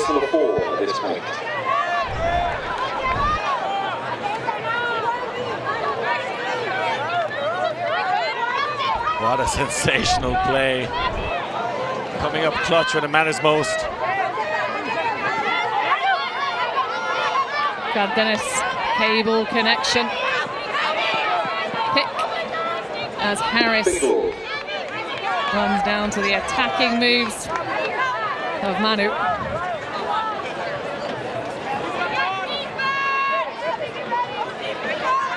Of course, hopefully we won't see that drop be too impactful here, but a timeout being called by Valeria Cardenas, and I like that. Decent field position.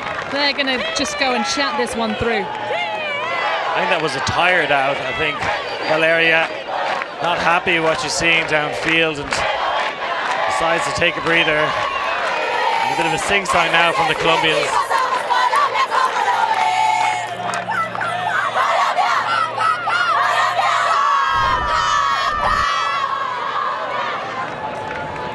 Well, Cardenas with the very low throw, asking a lot of Torres, but on second look, with fresh eyes and a moment of thought, I have to say, I think maybe that was over the shoulder of Abby Hecko, but applies the pressure just in front and flusters Torres.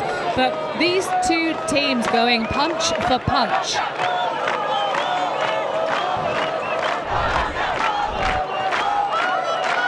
Sarah Mextrot left on an island there and not able to get a good throw off, and listen to their voices, hear the crowd sing. A moment we will never forget here on the Gold Coast of Australia.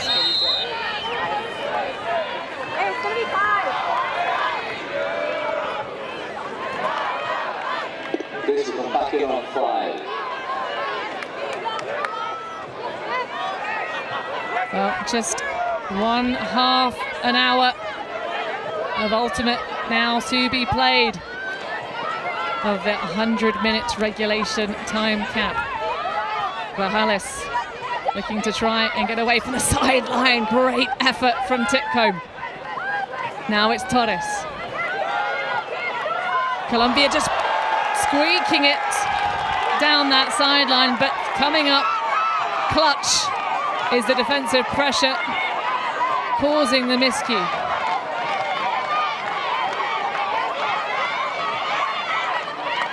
Hecko ripping it, and that's Colton making a catch. Of course, known back home for doing all sorts of insanity, such body control, but it's Harris to Titcombe, and that will be a USA break to try and bring this one back in their control.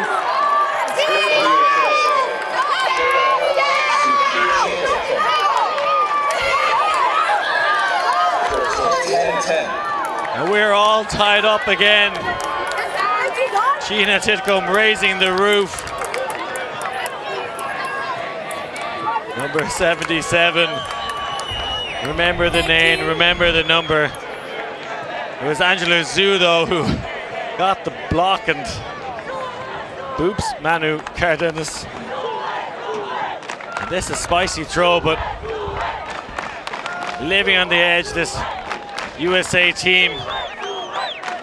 And that a massive moment in the game, because it's a break, but it's also an upwind score. The composure and concentration from Titcombe. I think we'll need another disc.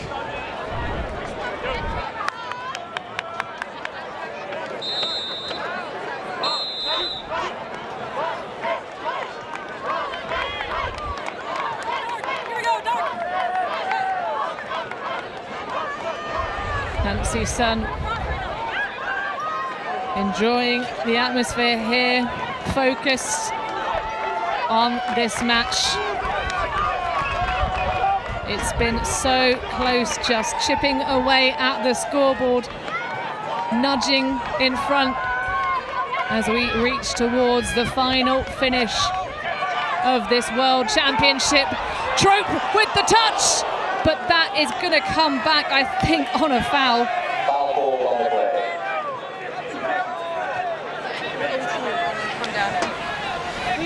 I came through. Because they had it in my hand. Yeah, but because I think the same, but I don't know. I came through. We didn't make contact. Manji is the one that hit you. And Manji hit you from behind. Can we have a replay? Just have a look. No? It's over, and then that's Manji hitting you. I'm behind you too.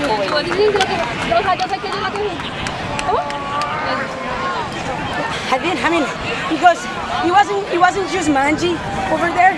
It was also. But it was Manji that made the contact. But you can see that. Look, I'm pulling back by the time we get there. We both miss it. Like, You who's on turn the around ground? and Manji hits you right there. Like Manji's the one who strips it out of your hand. Manji's the one that strips it. I know. And I was standing here watching. So no call. Reflecting. Possession for USA. Well, a little bit of friendly fire here. And can the USA punch it in? Or will it be a miss? But we had so many of those passes in the second half. Chastain, and who on earth let Miller that free? Following it through just to make sure Claire Chastain puts the team on their back. And we are back on bounce.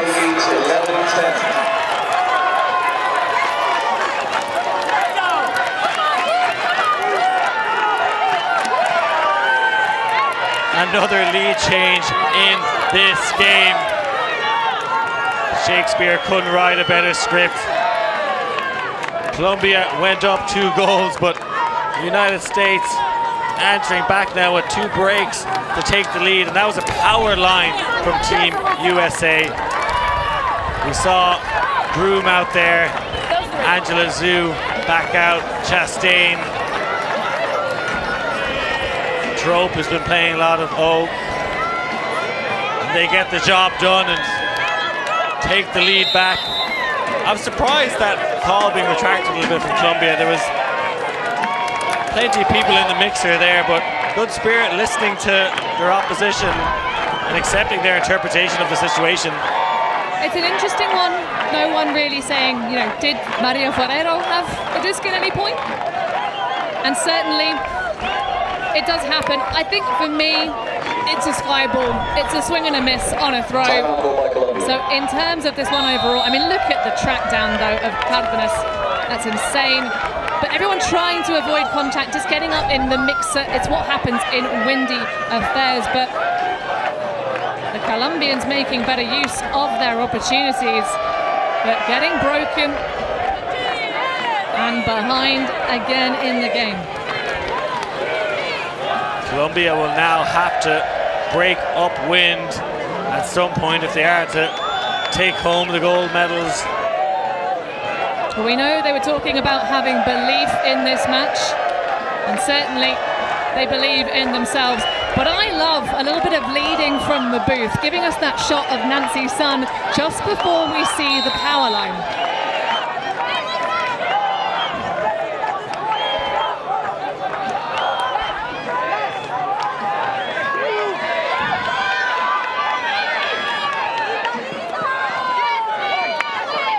Alejandra Torres has Cartagena trying to grind away from Abby Cheng. Oh, a little bit of a piece on that, but Grajales in such open acreage that it matters naught.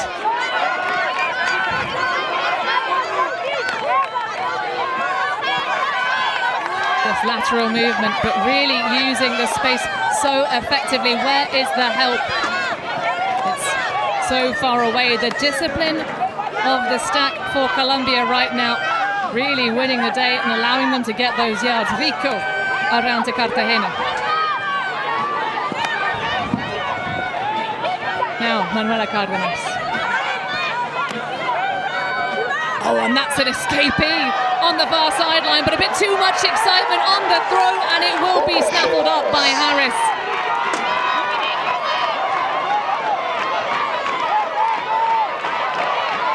The USA, as the wind conditions drop on our showcase field with a huge opportunity.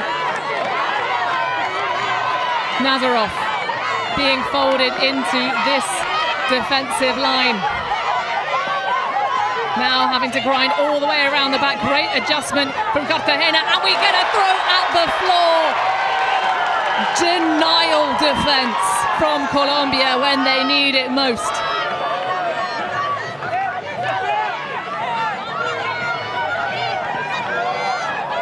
Cheeky dish. Well, it doesn't matter if that foot was in or not, that certainly is. And rolling around in the dust, Eliana Rico with the goal.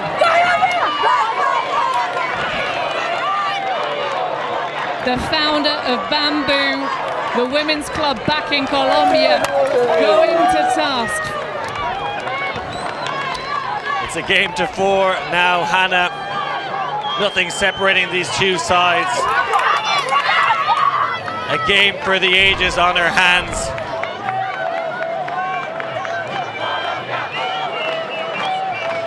Harris sweeping that one up. But USA can't capitalize.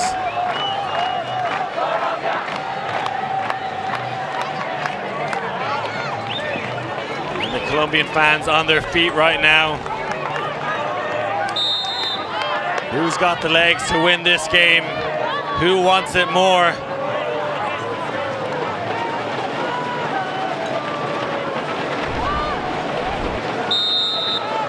Well, the USA will watch this one back.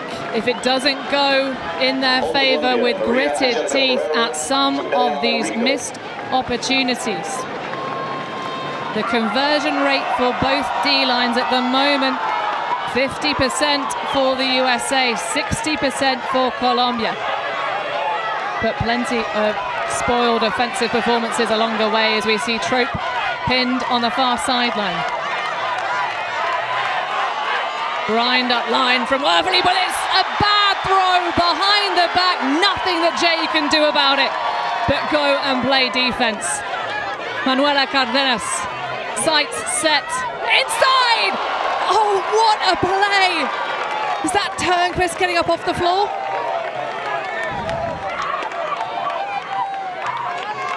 Absolutely out of this world. You okay? You okay? Yeah. Carolyn has been having an amazing tournament so far. So impressive.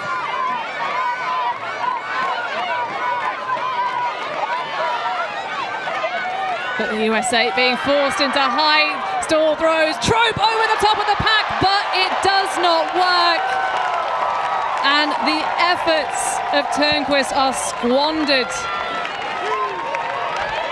That throw was never on. It was a hopeful pass to Trope, but she was well defended.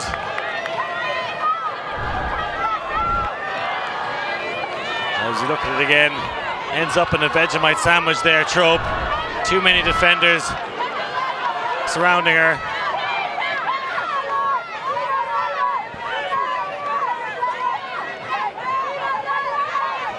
Well, these USA defenders are coming up with some absolutely insane efforts. But this, the break chance. On the upwind. And a foul upfield. Tammy Groom getting a little bit too much touch with Montagna.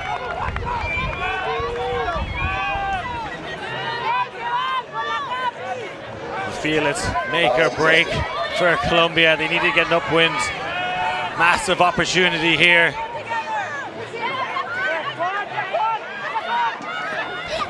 Oh, the spoiled milk on the throw.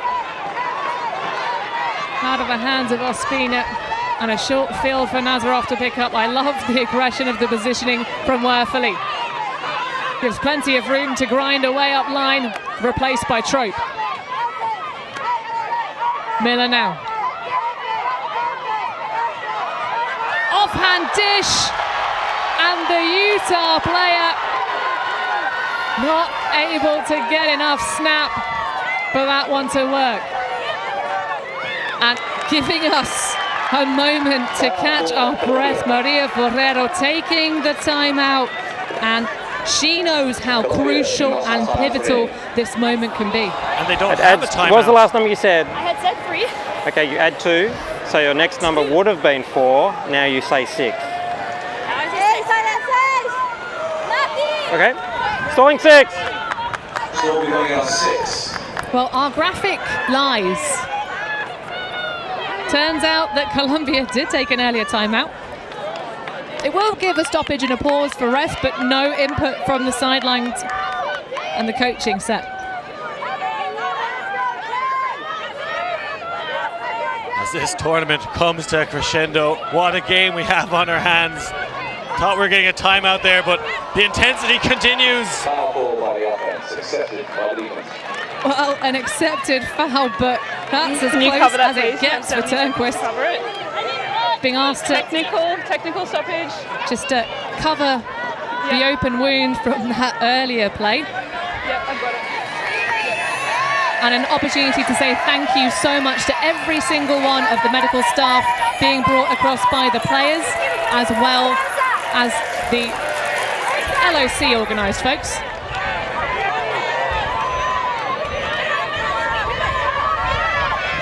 Turnquist giving Anna Gerner vibes with the +1 to the jersey number. That's an athlete on an O-line that can win the disc back in sticky situations.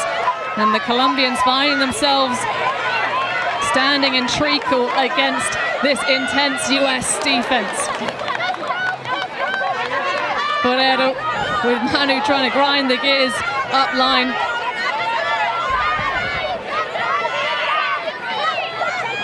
But always that trusty reset.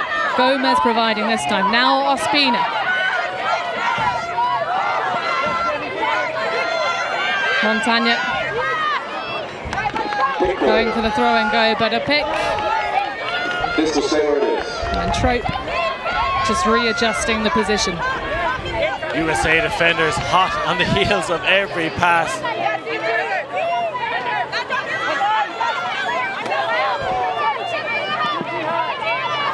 Ooh. Well, that is attention and focus. Certainly we know that some of the players in the women's division like to get some juggling going just to make sure they can train for spells like that.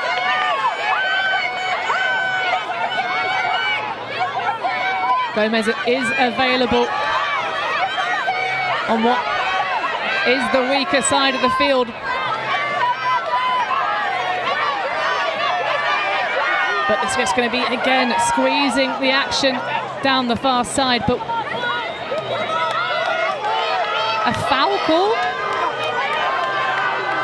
I hope there's an ambulance on standby because about 1,000 people in the Gold Coast about to have a heart attack right now. Doesn't get any more intense than this. The whole game, and counting this is kind of unfair because you're the one starting the contact every time. So that is why it's like really Okay, retracted foul. Are you Well, okay, retract. retracted? Where does it go? I retracted it. Retracted foul. Go from where you called it still. But I stopped because I called a foul. Retracted. But I retracted. This will return to the receiver. So, can I confirm that? Where does a retracted call go? You called it before the throw? Yes. Yes. And then I retracted it. And then you retracted it? Yes. So is it there or there? Steve? Sorry? You continue from where it was caught. Yes, from where it was caught. Because it didn't affect the throw. And then it goes from where it was caught. Okay. So then it stays? Is that what you're saying? It stays there, yes. All right. Take there. Yes, that's right, yeah.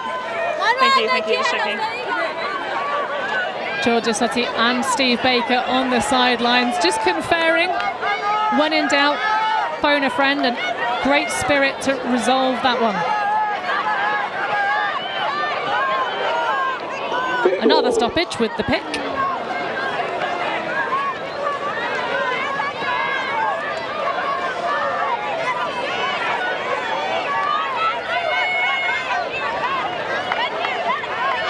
Cardenas slicing through, trying to go for the long jump.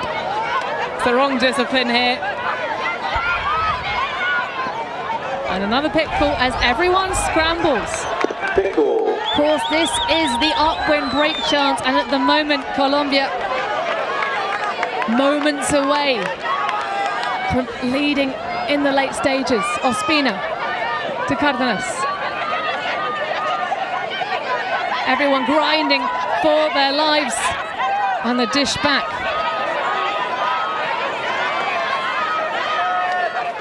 Now managing to move laterally, and there goes the break into Jimena Montaña, and Colombia taking the lead in the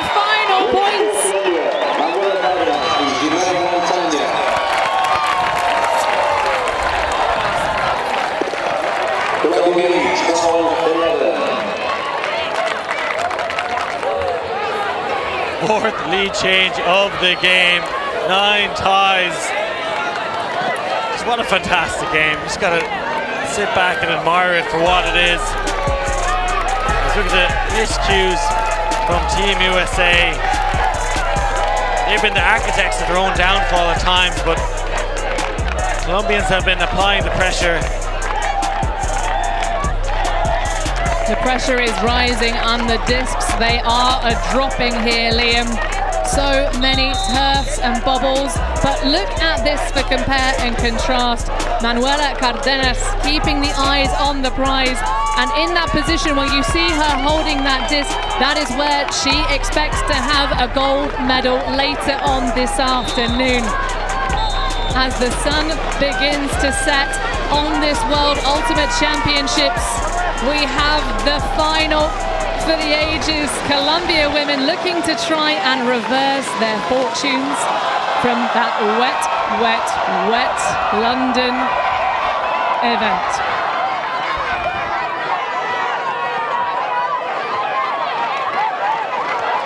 This is like a typically D-line for Team USA. Saw Sue catching the ball, Mextoff on the field, not afraid to send out 7 different players out there.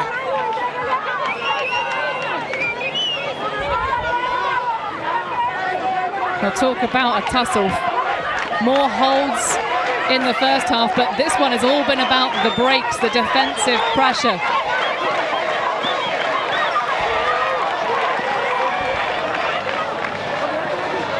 To get a violation. Accepted contact call. All the play there, but Dawn Colton quite rightly calling the strip. Accepted by the defense.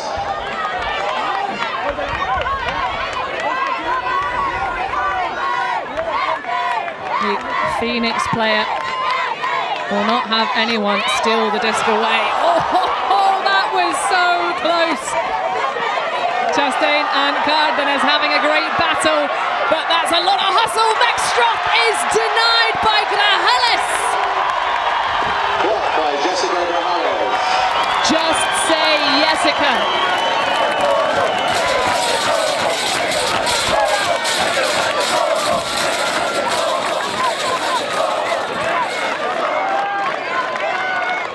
The grandstand is shaking right now, with the words Colombia echoing around the Gold Coast. Cartagena on a high stall, and Colton now having to eat dismay. Cardenas shooting deep, just playing the shepherds, but a call on the throw way earlier. USA players signalling to have that one retracted in terms of impacting the play going forward.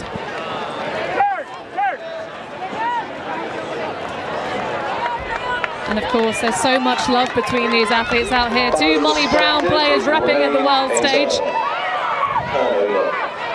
And the turnover is going to stand. Both teams deciding that it did not affect the play. And of course, we can't not talk about the fact that those 2 teammates won a World Club medal back in 2022 together. So Colombia out here to prove they can do it without any of their imports.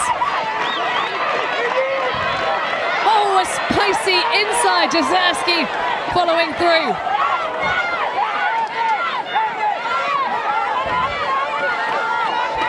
Angela Zhu. Again, calling these marking infractions. Foul by the offense, except by the defense. So quite rightly now getting a little bit of a looser mark to make sure there's the space, but Mossafari with the stone cold drop. You take that every day going into her hands. Scandalous stuff for the Washington player, but the Colombians give it right back. Ferreira cannot hang on.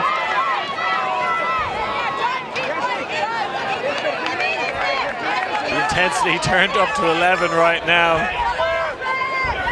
Some unforced airs creeping in.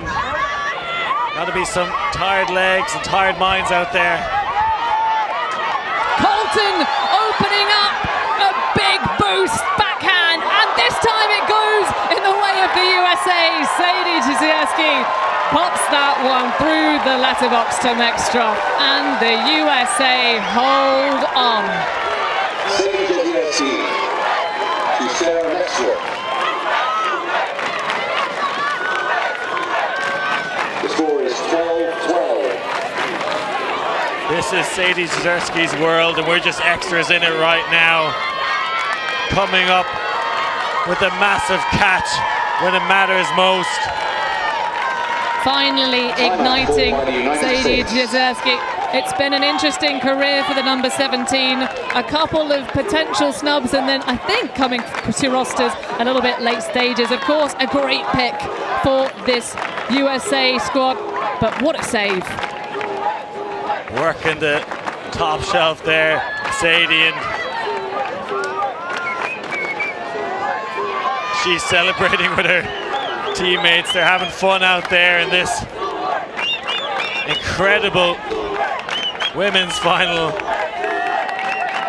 Some USA players are ready with gold medals around their necks. Game to 3, Hannah. Colombia now have to go upwind, and that was a USA D-line coming out on offense, upwind. Massive play for Sadie Jezierski, giving us fever here in the booth. Trying to mix up the method. And our 10th tied scoreline of the game. How close are we gonna go? Titcombe readying for the pole. The breeze now right to left, far to near side, diagonal. And Colombia will take the backhands and hope that the underside doesn't catch the wind. Massive effort on the defense for Zoo to try and nullify Vale Cardenas. Now Cartagena just patient, finds Manu, but a stall out called by Colton.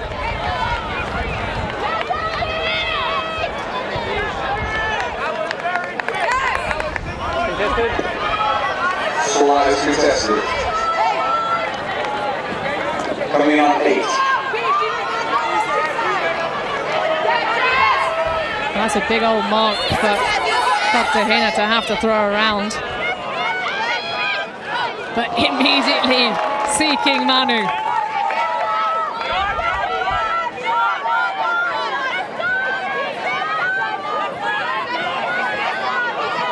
Foul ball by the offense. Getting a bit of bumper cars out of the Vamos offense. Playing in a very small space here, Colombia. Not a lot of options downfield. I'm like, my arm is up, but it's because you're turning into me. Okay, for me, foul. Okay, but for me, you're the one who's initiating the contact because you're turning into my arm. You see what I mean? Yeah, I know that. So, Okay. I'm Okay, yeah, okay. I'm contested. Contested foul. Foul is contested. Coming in on 6.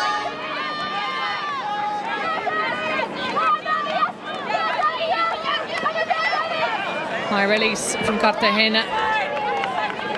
And exquisite footwork from Cardenas. Oh, throw to danger! And that would be a big loss for Vale Cardenas.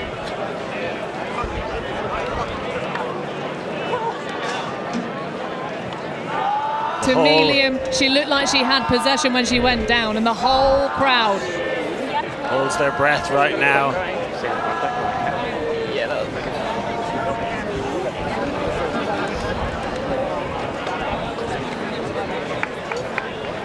A few calls and a bit of contact creeping into this game in the latter stages.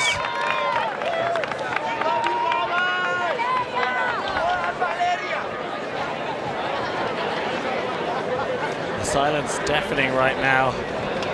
With everyone happy to see her back on her feet.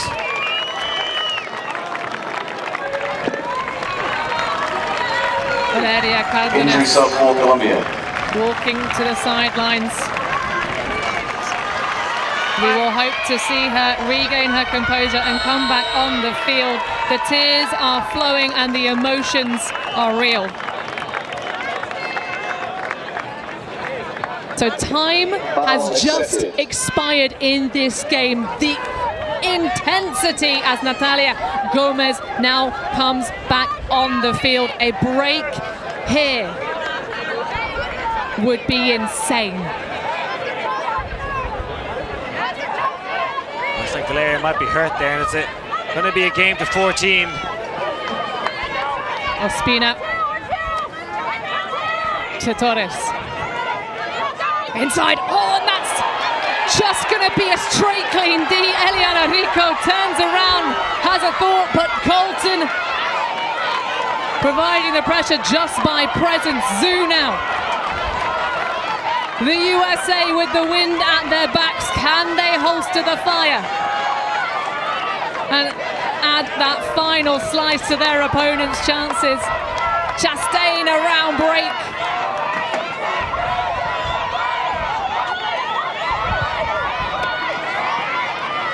Lynn seeking an opportunity, doesn't like trying to throw to that tussle directly into the wind. Titcomb provides an option in the late stage, but just can't quite hang tough. Shot deep for Grajales. And no one is there supporting from Colombia, just the USA. No Valeria for Colombia. That's going to be a talking point in this game.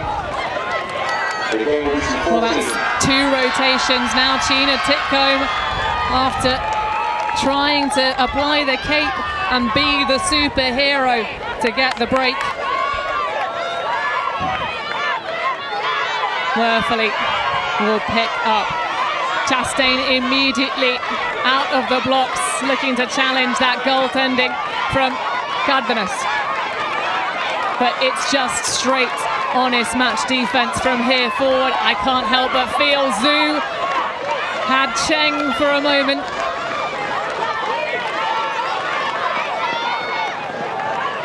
And that was a solid catch. Worthily now supporting. Inside channel being exploited, and Dawn Colton with no one to add the pressure. USA get the break in the dying moments. 13-12 to the United States. That is game point for the United States. It's game to 14. United States will have the opportunity to break for the win. Will we see Valeria Cárdenas back on the field? She's walking towards the line. This is unbelievable, Liam. The thing I want to find out, and I wonder if our game advisor crew can give us support here, who won the toss? We do have what looks to be Valeria Cárdenas getting back on the pitch. Not having her would have been a big mental blow to this team, but if this one goes to serve, the call for Colombia to choose defense, back themselves, believe in themselves, loses them a gold medal if they won the toss. So we'll find that one out for you.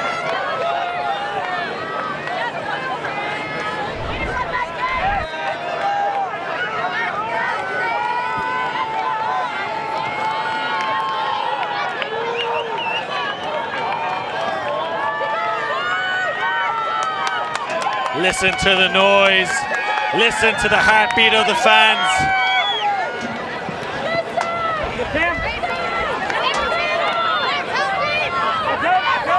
Rico across to Manu.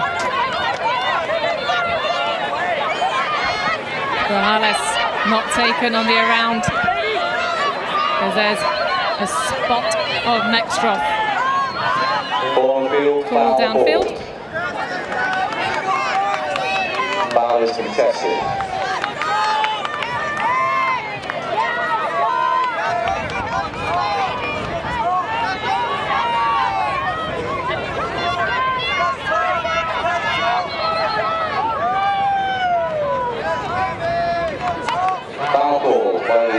So Blair Cardenas back out there. This is the easier task for Colombia. They need to get the downwind hold. If they can't get it, they'll need to break upwind to win. Torres getting a lot of contact from Harris.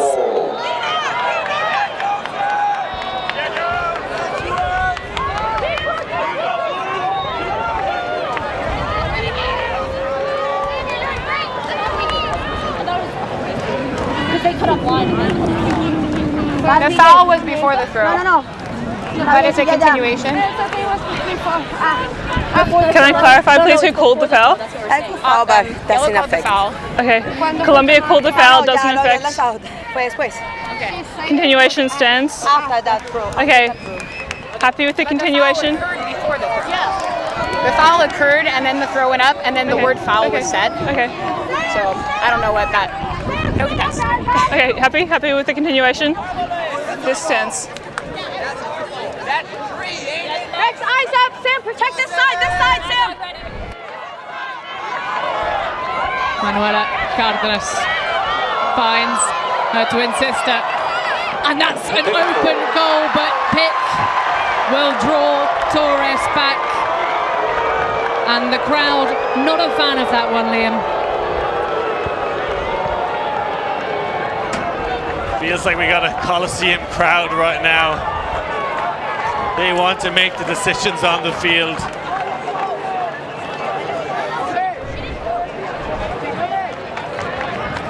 Everyone here wants a universe point game except for the USA fans, and didn't see the pick there myself.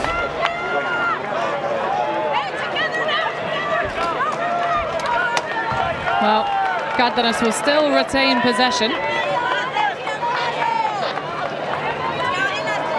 They're just going to have to do it twice. This is why your coaches make you do that really annoying drill, for those of you that play the sport, where you have to score and then score again.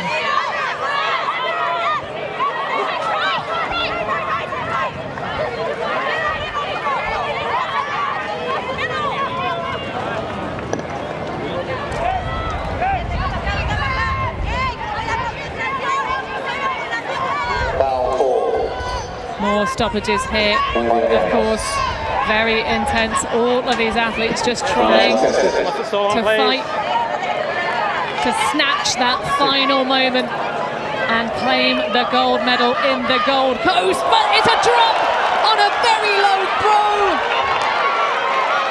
Rico not very tasty on that execution, and the chance to take this game on the break. Bump between Nazarov and Ospina. No one has any timeouts left. So maybe these stoppages allowing a little bit of extra rest so we can get the finest performances out of these athletes. Nazarov, clutch catch. Jezerski. I thought we were going to get a finish with that feisty backhand. Up line to Nazarov, and it's going to end with Rodenberg on the front cone. The USA win the gold and hold on over Colombia.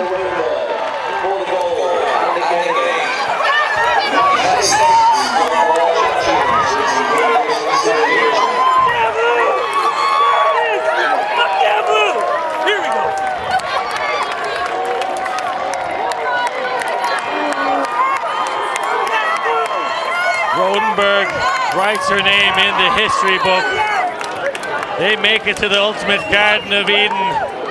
They end it with a break. A clean sweep for USA yet again at the World Ultimate Championships. Heartbreak for Colombia. They gave it their all. Nancy Sun, I tip my hat to you. That was all about line management in the second half. The boldness to call on players who maybe hadn't been active in the early stages of the game, but rising through. Nazarov, my player of the match, though. Absolutely insane workload for the USA, cruising through. And another women's final. Last time it was over in Europe. This time it's in Australia on the world stage. Choosing defense. I love backing yourself. But when the breaks are even, when you're going toe-to-toe, the risk. The USA, the clean sweep after the pandemic. 8 years in the tank. And what a display that women's final was.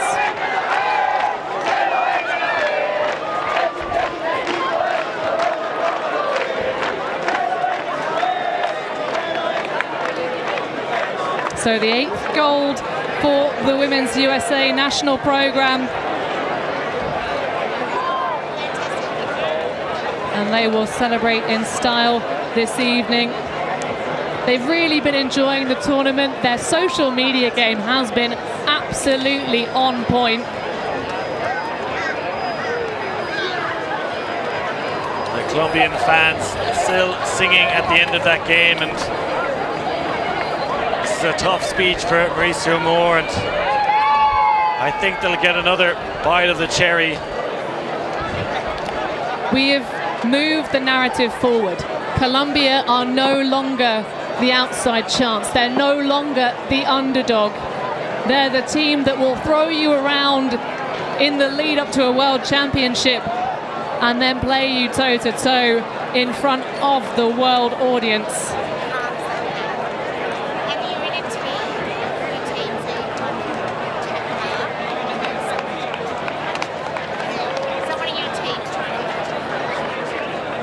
So we've talked about Nazarov, Liam.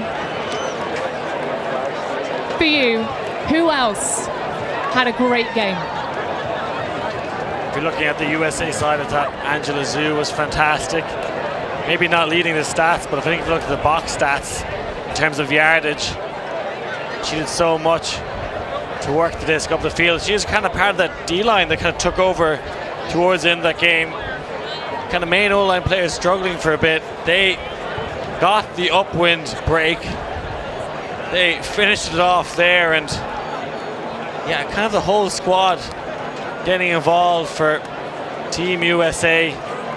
They talked about their own D-line. That kind of all went down the window, and just picking players who are on fire at that moment.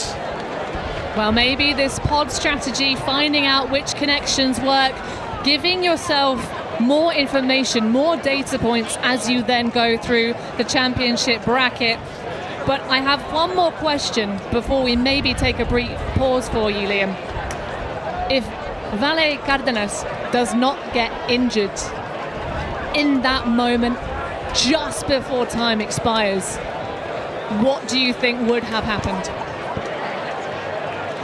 You don't want to put it on that moment, but you got to feel they maybe get that upwind hold, and people are definitely going to talk about it as a turning point in the game.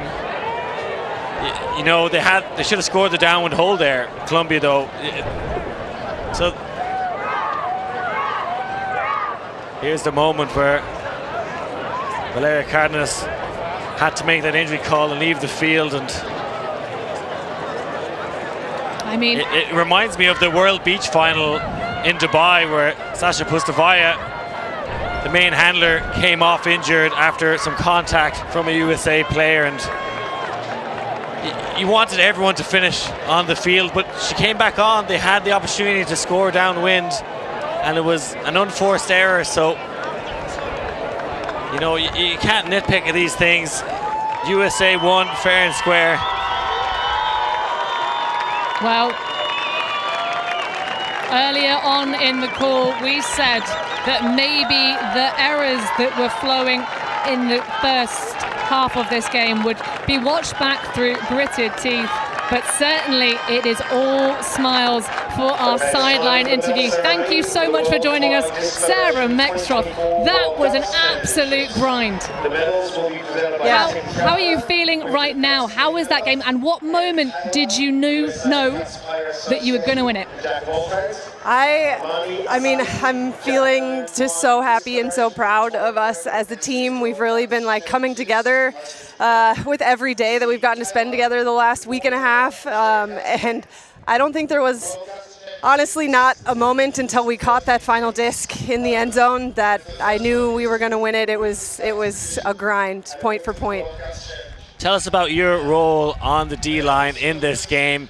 We saw you maybe shading deep at times, playing help defense, being deep in the zone. What was your assignment going into this game? Yeah, my assignment and just like a role that we needed on the field all the time, regardless of who was able to play it, was kind of like helping over the top and just making sure that we had two people under every disc that went up away. And we were trying to just cause a little bit of chaos and really kind of like junk up that back half of the field. And I think we were able to get a few off of them that way, but they're such talented throwers that we needed to have multiple bodies under everything that went up. It's so unusual, Sarah, to have the USA women's team considered an underdog coming into a world championship. In terms of obviously turning over the performances from earlier in the season, if you had to give us one difference maker in this game, what was it? I think for us, we knew it was going to be hard to beat us 3 times. We knew we were going to give it everything that we had on the field, and we knew just going into every single point, we were going to have each other's backs. Every single person, all 7 of us on the field, we were going to give it our all every minute of every point, and regardless of the outcome, we were going to come out of it as a team. And I think going in with that mentality really helped us all the way through the game. What does it mean to you personally to win a gold medal at the World Championships? You've been part of several USA iterations. You know, this is probably the biggest one on the Ultimate calendar. What does it mean to you? It means so much. It's just such a special group that I got to play with, and being able to come over to the women's division and be able to get that sense of team and community and go through that with this group. For me personally, it was just such a special experience I'll never forget. Oh, well, I'll play the dangerous game with you then, Sarah. This team or World Games team? Which is your favorite? Oh, man, that's tough. They're all so special and have their own set of challenges. I mean, yeah, I can't give you an answer. They're so different and so great in their own right. I mean, this team was something special, though. Well, we have to mention the World Games performance as well, because of course you guys are through to the big show in Chengdu next season. I mean, we know you're going to be trying out for it, but in terms of your messages to your opponents yet to come in that championship, of course the German Federation last time throwing down the mantle. Based on this World Championship, who are you expecting to see in the bracket play in China? Yeah, I mean, I think there's a number of teams that are going to give a run for the title for sure. Germany, Colombia, I don't count out anybody. Canada, everybody's going to be gunning for it. So I'm hoping to give it my all at tryouts and see what it's like. Well, congratulations, Sarah. That was an amazing performance. You really did drag and thrust your team to the gold medal in the end. And thank you for your time. Enjoy your celebrations. A well-deserved gold medal for the USA women. Thank you.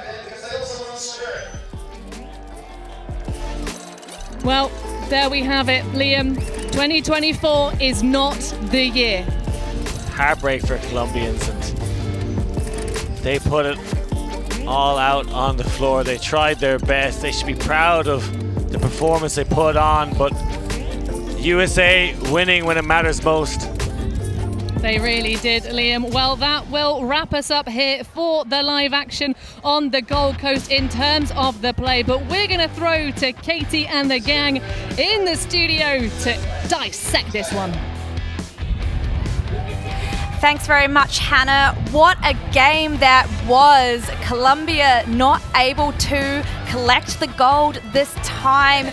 They got so close, taking some early breaks, but the US eventually becoming the winners at the end of the game. Absolutely. There were many twists and turns in this game. I thought Colombia were going to dance the dance of their lives, but US putting on a performance of the ages, managing to slow down the tempo and the rhythm of the Colombian team. Yeah, one break short for the Colombians. First half, they swapped breaks. Second half was a game of runs. 3, 3, 2, 3, and that difference, the 2 where Colombia were able to hold and break and not balance. The difference, the pick in the end zone, it was so close right to the end, but class act by the Americans to be able to get the job done and walk it into finish. The drama of this game cannot be denied. The twists, the turns, the heartbreak, the emotion on every single point. I think players on both sides want some of those throwaways back. They want some of those drops back. It wasn't the cleanest final we've seen. It's almost like the Americans did all they could to lose it without actually losing it. And the true test of a champion is how you respond to adversity, how you get back up after the other heavyweight hits you hard. And the Americans did what needed to be done down the stretch. Just phenomenal handling of the wind conditions. And they used their depth in the right way. It was absolutely heartbreaking for the Colombians to lose Valeria Cardenas, at least just temporarily. And you saw how difficult it was for all of that mileage to accumulate on Cardenas, the other Cardenas, Cartagena, and others. Let's take a closer look at some of the amazing highlights of this women's division final. Sarah Mextroth was an absolute electrifying force for this American side. 3 scores and a block, getting open when needed. Of course, there was one turnover at a high stall situation, but one of the pure athletes with experience helping this team. And how about the work of Manuela Cardenas? Yeah, Manuela Cardenas steps up to the plate here. What we expect, we get it. Manuela, off the charts. The Americans use their depth better than the Colombians if you look down the score sheet. But at the very top on both sides, the stars stood out and shone. Manuela at the very top of that list. 1 assist, 4 goals, and going across the other side, Nazarov, Trope, Mextroth, and Groom, the names you expect to see stepping up in the big games did step up in the big game.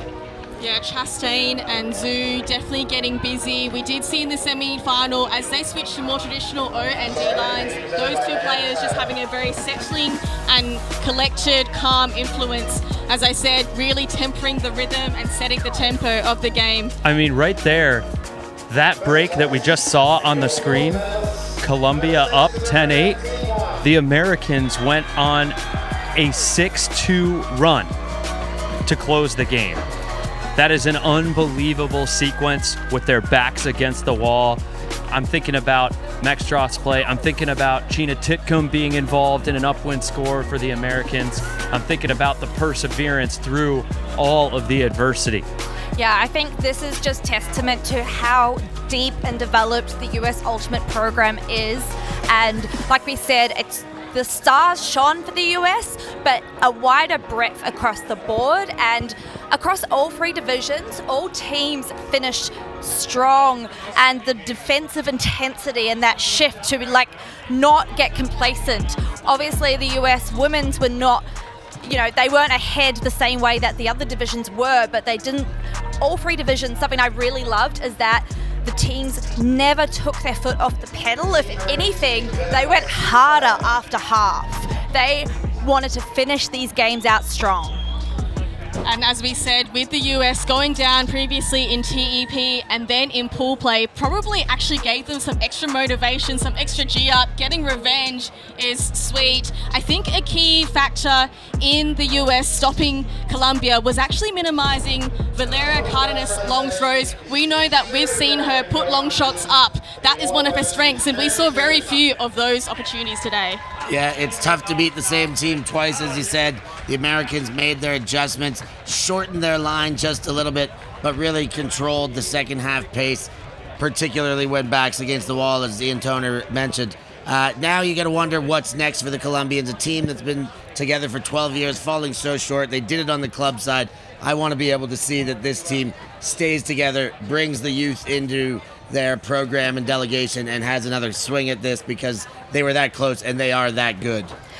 In terms of looking forward and what the Colombian team can do in the future, even though many of these Colombian players have been playing together for a long time, over 10 years for a lot of them, they are still so young.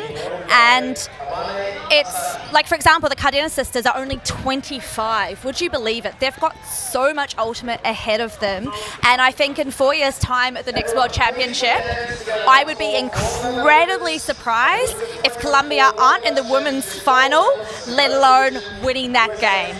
But the US may continue to adapt and evolve. Yeah, Mauricio Moore told us that the Colombian program is in kind of a rebuilding phase. He's done so much to develop the women's scene, and now the national team isn't just made of Revo players. There are players from Bamboo, Aerosol, other clubs. If they can continue developing that depth from around the country and around the clubs, that's just going to do wonders for their ability to spread knowledge throughout the Colombian Ultimate community and make them competitive here on the world stage once again. Yeah, let's take a closer look at how the women's division top bracket ended.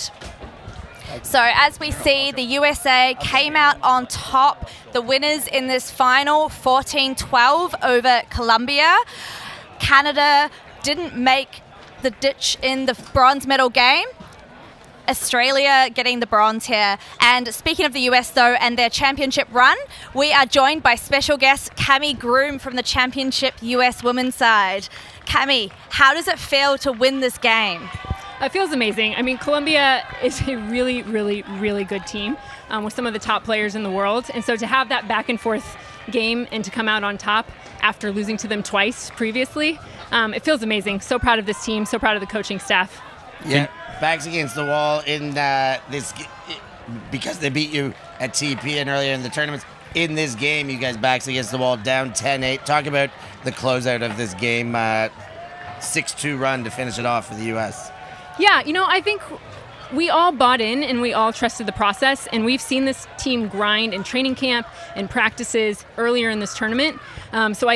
We knew we were going to fight, and we didn't necessarily know what the outcome was going to be, but I think we all trusted that fight and that grit, and we knew it wasn't going to be pretty, but I'm not surprised that we got it done. And with the experience of your coaches, Nancy Sun, Andy Loveseth, and Rory Titcombe there, how did you find their support throughout this campaign? They are awesome. I can't tell you how many ups and downs we went through as a team, and they listened to their players in terms of what we were feeling. We made changes that I think were critical to the result today, and that's what makes a great coaching staff, that empathy, that support, and then that ability to adjust when things aren't working.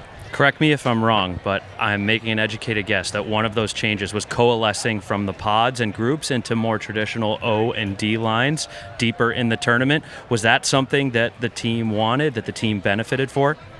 Definitely, I think we benefited from it. I think mostly from an identity standpoint. It gave us, both as individuals and as a collective, a little bit more of an identity out there so that we knew when we were going to be on. We had more consistency and predictability in that way, and which group we were going to be playing with. And I think credit to the team for really buying into that and embracing that. And I think you saw the results on the field.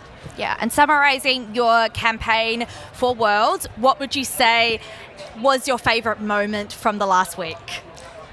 This one, the win, the result. I mean, just seeing all of the hard work come to fruition, I think was incredible. And then, of course, it's all the little moments. It's like getting bubble tea with the team. It's a couple nights ago, we passed around sheets with everybody's name on it and wrote affirmations, little love letters. Those are the things you're going to remember. And so very glad to take those away from this tournament in addition to a gold medal. Yeah, thank you so much, Cami, for joining us, and we'll let you go celebrate with your team. Thanks, everyone. Congratulations. Congratulations, Cami. And in terms of our coverage for the World Ultimate Championships, there you have it. The women's division final, the US winning 14-12 over Colombia, and USA have a clean sweep on gold medals in the Ultimate Championships. Any closing words from the team? Just a whole week of incredible Ultimate. Thanks for joining us. It's been a real ride. Ultiworld, in partnership with the World Flying Disc Federation, putting on a fantastic show down under. Yeah, I'm very happy to be back in the Gold Coast. For me, it's a return. Love being in Queensland. Such a wonderful place, wonderful venue.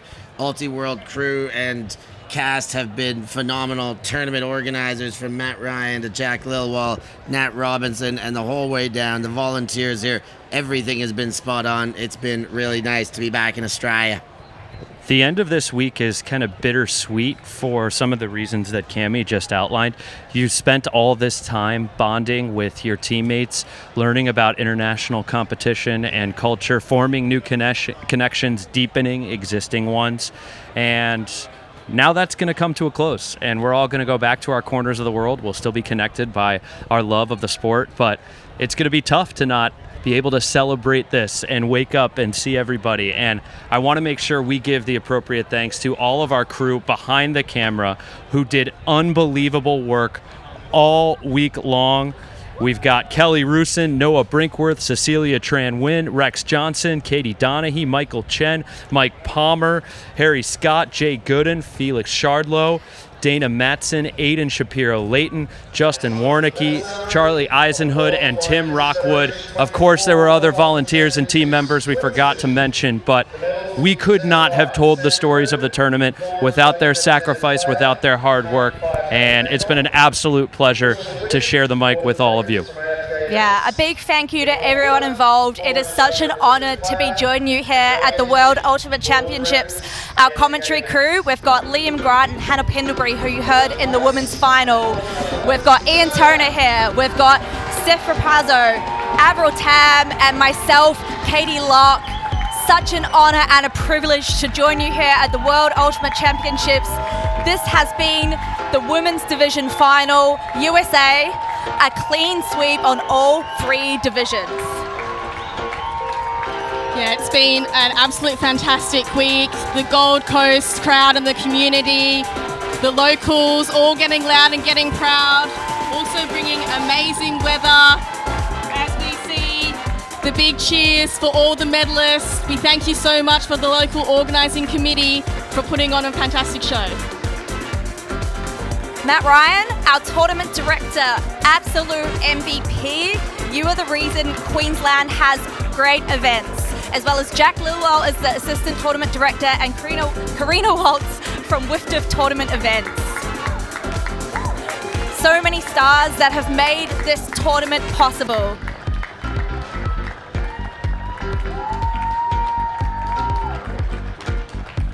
And on behalf of everyone from Ultiworld, thank you for joining us. Thank you to the subscribers and those of us watching on the free channel. Have a wonderful day and see you next time.